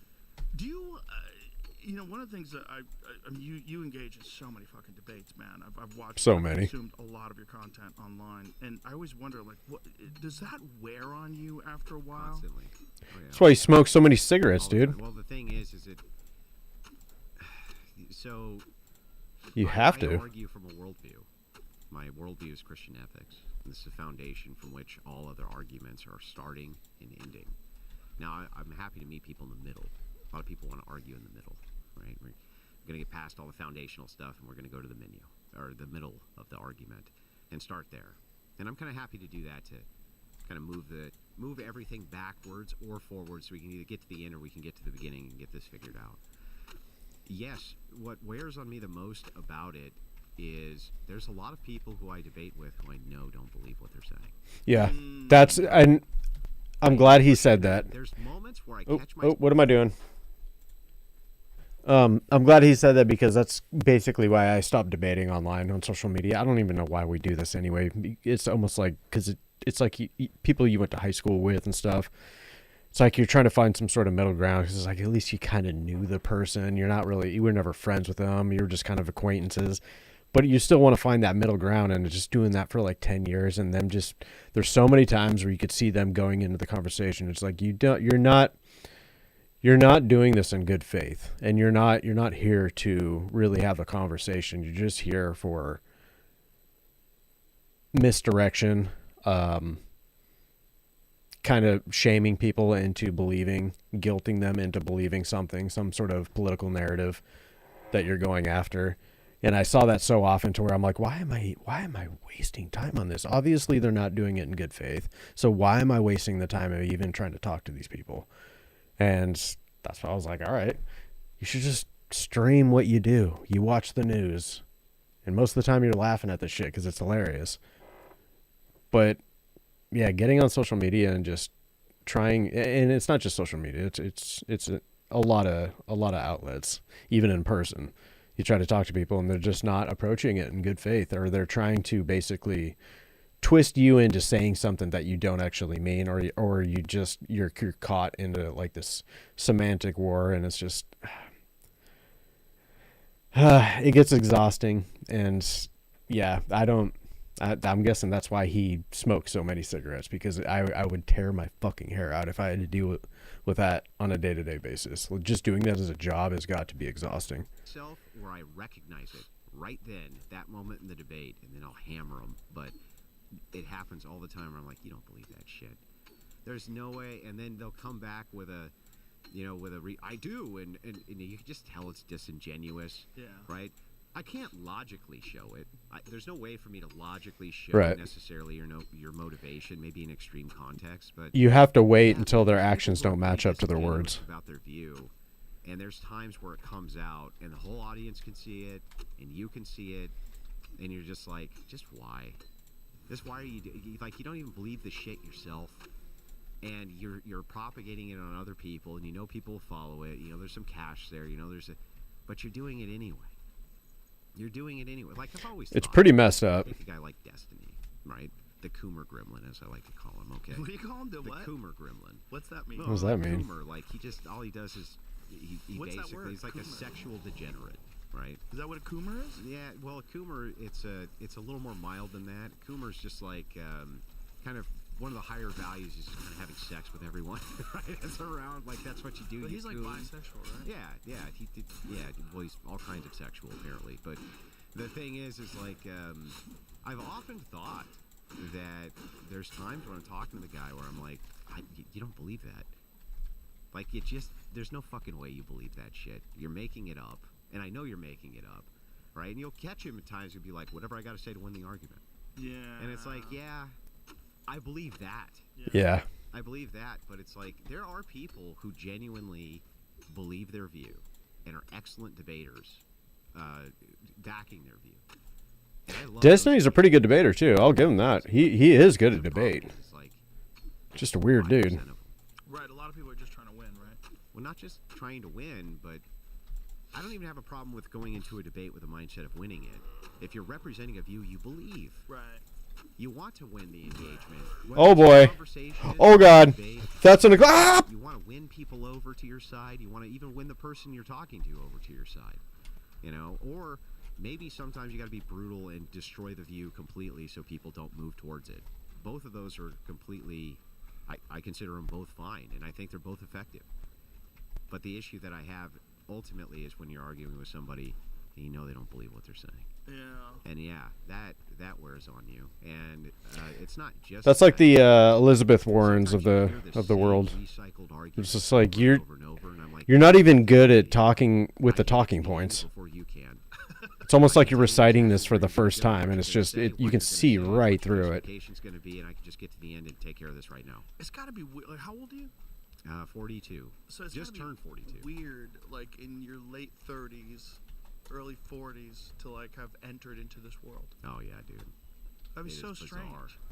It is beyond bizarre. I mean, to be like a normal working class guy, doing literal your thing. nobody from Yeah, nowhere, no yeah. political experience, nothing. I had no entryway, nobody. That's in typically how it entertainment, works, nobody to though. help me along, Because nothing. if you have that, you're typically groomed. Ridiculous people were being during the COVID pandemic that like motivated you to be vocal about all this stuff. Well, and I had time. Yeah. You know, time's a big one. But with the layoff, it's like, oh, well, I don't really have a lot to do, and I'm listening to this, and it's like now maybe I can engage a little, maybe I can get involved a little bit. You know, not much. I didn't think anything would ever come of it. You know what I mean? I saw my view wasn't being represented very well. But did you have a history of education? Like, were you just reading books? Like, where did you develop these ideas? Yeah, well, it wasn't just from books, right? I would listen to long form, historic podcasts. I would, more than anything, I would be listening to, the mediums change, but That's what I do. listen to what people had to Just say. listen Variety all day, of news. every I day. would watch the news incessantly, and I would be able to pick out what's true and what's not true after a while. Political education comes from a variety of sources. You can't get it from the news, and you can't get it from listening to just podcasts. And you can't get it by just talking to people. You have to take a sum total of everything. All of And- it, in and order really to just be figure out politically savvy and understand who's right and who's telling the truth. And I realize most people make commentary on things and they have no fucking idea what they're talking about. Right. That's why it took me so long to get into this, because I'm like, I don't know what the fuck I'm talking about. Well, it's about 2 years in to doing this. I was like, look, I sat down with my wife and I said, Him? I'm not making enough money on my podcast to quit my job. There's no way, or doing debates to quit my job. There's no way. But I think I could. I actually think I could if I just focused my time on it now. I think I could do it, replace my income with ease. God, it's a big risk, right? It was a huge risk. Because you have a family. Yeah, huge risk. Yeah. And she said, okay, Wow. gave me a kiss. And Next day I went in and quit. And I was like, I don't know what the fuck I just did. It's like, I don't know. I was, Padding. You know, it's in some ways it was like, it's like, oh, I'm gonna go be a big football star. To Padding. screw you to your boss, you know what I mean? And it's like, it wasn't the same exactly, but it was a big risk. But I just thought, you know, I really can make a go of this. If I can focus my time and energy on this, I think I'll do really well at it. Well, I Wait, think hold you have on. a very unique mind for it, and I think you're very good at it. And I also think you have really good points that are very valuable for people to hear. And you're really good at Nope. pointing out the logical fallacies and pointing out the ridiculous thought processes that a lot of these people have. And I you know, that's important, man. It's important for society. I mean, probably don't think of it that way. Probably just enjoy doing it and feel like but it's valuable. Because there's not a lot of people that are good at it. I get hundreds of DMs weekly from people, and they'll say things. And this again, I'll never get used to it. But what I do, this is my process. I sit down every morning. Ooh. I have a cup of coffee, and I just respond to every DM that's sent to me. Wow. So I used to do that. for me, yeah, so you probably get too many, right? Yeah, it's untenable. I get. Am I out of thought so, charcoal? too. I thought, well, if I start getting hundreds every day, Oh, I need there's that. just no Okay. way. But I still do it every morning. How much time does it take you? It takes me hours, about 2 hours. 2 hours every morning. I'll sit down and I'll go through them. And I can't send back long paragraphs, but usually I'll read exactly what they say. And even I'll just say something like, "Thanks for the support," or Just keep you know, 40 I really in there. Appreciate you saying that. That means a lot, you know, because it does. That's 10. Yeah. To me, it's my privilege to have fans. It's not their privilege to be Iron. one. Iron. And so when I started to see that, and I started Charcoal? to see, wait, this actually does have a massive effect on people, I also began taking it very much more seriously because I understood I can also say things that do the opposite. They could move people towards the opposite of things which are good. You know what I mean? Or things which are things which you should be moving towards. And so, you know, I do take it seriously, and I understand my job is to represent a worldview. And when I go into a debate, that's exactly what I think. Millions of people are going to see this worldview on display. I'm representing it. I need to do the best I can to Well, represent it well. To be an intelligent, reasonable person who's both well-read and has very good points that you can express about social issues, societal issues, it's a massive thing. It's a very important thing that you know, mainstream media is not doing a good job of filling that role. It just doesn't. You know, there's not a lot of people out there. I mean, Christopher Hitchens is dead. There's not a lot of people out there that are really good at debating against ridiculous people and exposing this. And it's so important for people to sit down and see something like that and to recognize, like, oh, I've heard people like that talk. Oh, I've always wondered, like, that doesn't make any sense. Why doesn't someone tell that guy to shut the fuck up? Why doesn't someone and you do that? And that's my job. That's your job. My job is to go in specifically and say, why don't you shut the fuck up? Because what you're saying is so detrimental to people too. Yeah. And it's nightmare fuel for them. Like, I mean, people hear this stuff, man. Like, I remember this one guy DM'd me, and he was like, Andrew, I hate these fucking people. Like, I hate them. He said, I'll listen to him, man, and I just fucking Hate him. What the fuck? I have a hard time not saying the same I'm thing. listening. He's like, his mindset was, I want to know what the enemy's thinking, right? That's his mindset. Yeah. And I think a lot of it is I just want to give everybody the benefit of the doubt, but or whatever you want to frame it. I don't think so. I think the truth is that when people are trying to get to the bottom of things, they're trying to be like, why is this happening? Why is this going on? Why do these people think the way they do? And then they start listening to them. Sometimes it's way worse than you thought. mm-hmm. It's like, you really believe that shit? You really think that that's the case? You really think that we should be doing anything like this? What is wrong with you? Yeah. And I think that for a lot of people, that could be a very kind of like jarring experience for them. And I think that that's healthy, though. I think that's healthy for you to be kind of jarred out of complacency a little bit. Well, it's certainly healthy for other people to watch it, because certain people lean in one direction or the other, and they're not really exactly sure how they feel about things. And sometimes someone who has bad ideas can be very compelling with these bad ideas because they're not being confronted by someone who's better at it. You know, and I think that's a very Or important. even as good. Yeah. You know, even some, if you just draw a stalemate, it's like sometimes even that's good enough. Because it's like, you know, maybe I was leaning towards this or I was leaning towards that, but I'm not sure again. Sometimes that's the best thing, right? Maybe you shouldn't be too sure on this side or that side. Right.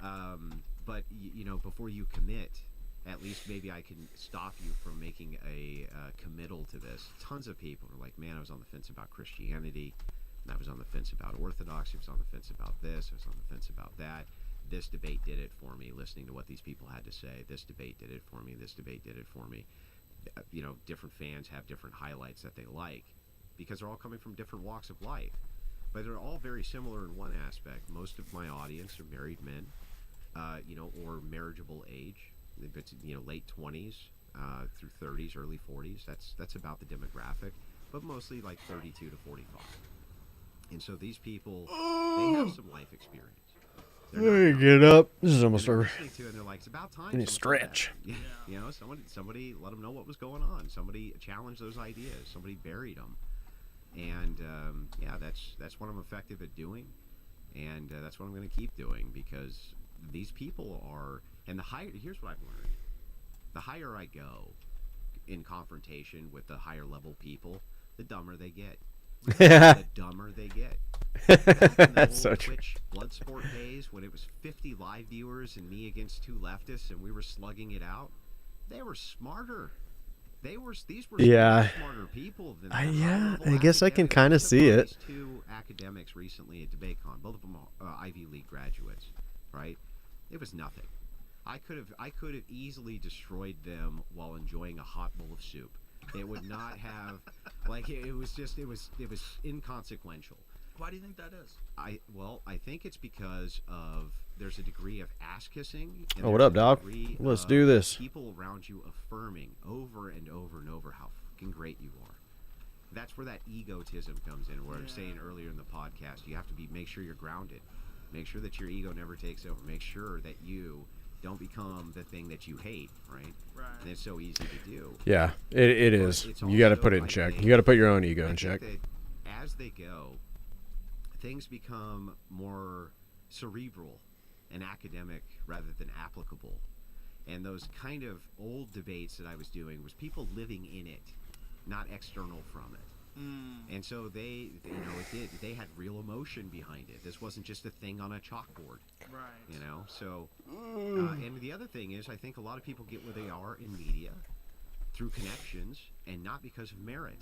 I think a lot of people who are in media and are political pundits have no fucking business being there at all. They're dumb as a box of rocks, and they're there because they had connections or they had friends who assisted them in getting in the position they are. And when they are actually confronted on their views, they fall apart. They totally fall apart. I've seen comedians, comics, who were on the road for years, do better in academic debates than academics. Well, comedians, and I've thought a lot about this. I was like, why do comedians see this stuff better than most political pundits? It's because comedians aren't married to a political narrative. They're married to the truth, because that's the only way a joke is going to land, is if you point out something that's truthful, and you have to make it absurd. You show how absurd it is. And that's not all comedy. I'm just saying that's a large sum of it. And especially when you're entering into the political realm, you have to, if you're going to make a joke that will land, it has to have some element of truth. And that's why comedians see it a lot better than most people, because I think a lot of people, they pick a side and then they kind of mold into it. And then whatever happens, they basically just coincide with whatever that side is telling them, is the answer or the solution. With comedians, they have to really go after the objectivity of it and to really show it on its face for what it is. And if you're married to a political narrative, you're never going to have a joke that lands. It's always going to be, and that's why the 2016, everybody trying to make Trump jokes, none of them landed because they were all spiteful, and a lot of them were more just like how much you hated the guy rather than anything truthful. And even if it was truthful, the joke had already been told a million times over, so it just stopped working. Guy has real world experience. He's probably just as well read as you. Had a lot of downtime, right? So he educated himself, but he can do the thing you can't. He can apply it. That guy he has a way to apply this knowledge in a framework that works because he's part of the apparatus of the world. And there was nobody there where he was like, he tugged on their shirt sleeve and said, "Hey, Daddy," or "Hey, Uncle Bucks," or whoever. I want to Uncle be Buck. on Fox News, and now they have an in. And I think a lot of that in media happens. I think it's very, very a lot of nepotism there. And Yeah. a lot of people just I'd agree. got no business being there at all. Don Lemon. Don Lemon. Not just Don Lemon. I mean, No. Is he a Nepo? yeah, there's Oh, God. Because he picked on me. yeah. Almost well, killed I me. don't know what Don Lemon's doing, picking on anybody. Like you would same thing. You would destroy Lemon while enjoying a hot bowl of soup. It would just be nothing because. Yeah, Lemon's Lemon's a biggest fucking problem idiot. Is he had never had any business. He was a token, literally a token. He was the token gay black guy. It's a good way to put it. Yeah, he was. Great insights and Yeah, he was. wonderful takes. The fantastic way in which he broke down the issues of our time. He was valued because he was a gay dude who was black. who A was gay like black dude. liberal talking That's all he had going for him. Yeah. That's it. Yeah. I agree. Hey, He listen, could man, speak. I enjoyed this. Let's do it again sometime. Absolutely. And tell everybody your show, The Crucible, where they can find it. Yeah, my show is The Crucible on YouTube.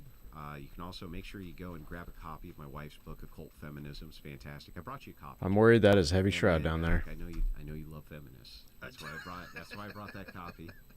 And then Might you be can losing also stuff here. catch Let's go me, for it. Debate University. It's the thing that I've done for Is it not years. heavy It's, shroud? It is not heavy shroud. Okay. You can go check that out as well, debateuniversity.com. I really appreciate the time. Hey, I appreciate you being here, man. I think what you're doing is great. I really do. I enjoy it. Thanks. All right. Bye, everybody. Yeah, it was a pretty good podcast. Andrew has definitely grown on me.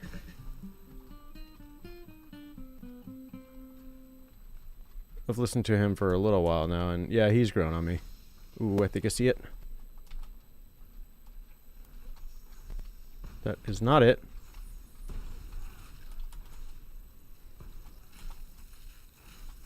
What am I looking for? What am I looking for? I'm getting bombarded.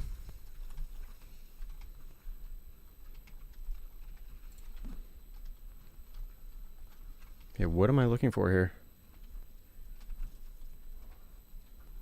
I think it was an entrance. Was that a cave entrance?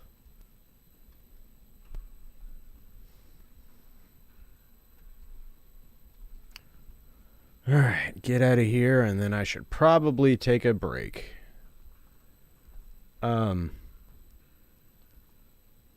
Yeah, that turned out to be much longer than I anticipated. I didn't really think I was going to stop it that much, but I'm still new to the whole streaming thing. I'll get better as time goes on. But appreciate you guys checking this out, and I will clip this up, probably run some reels, and then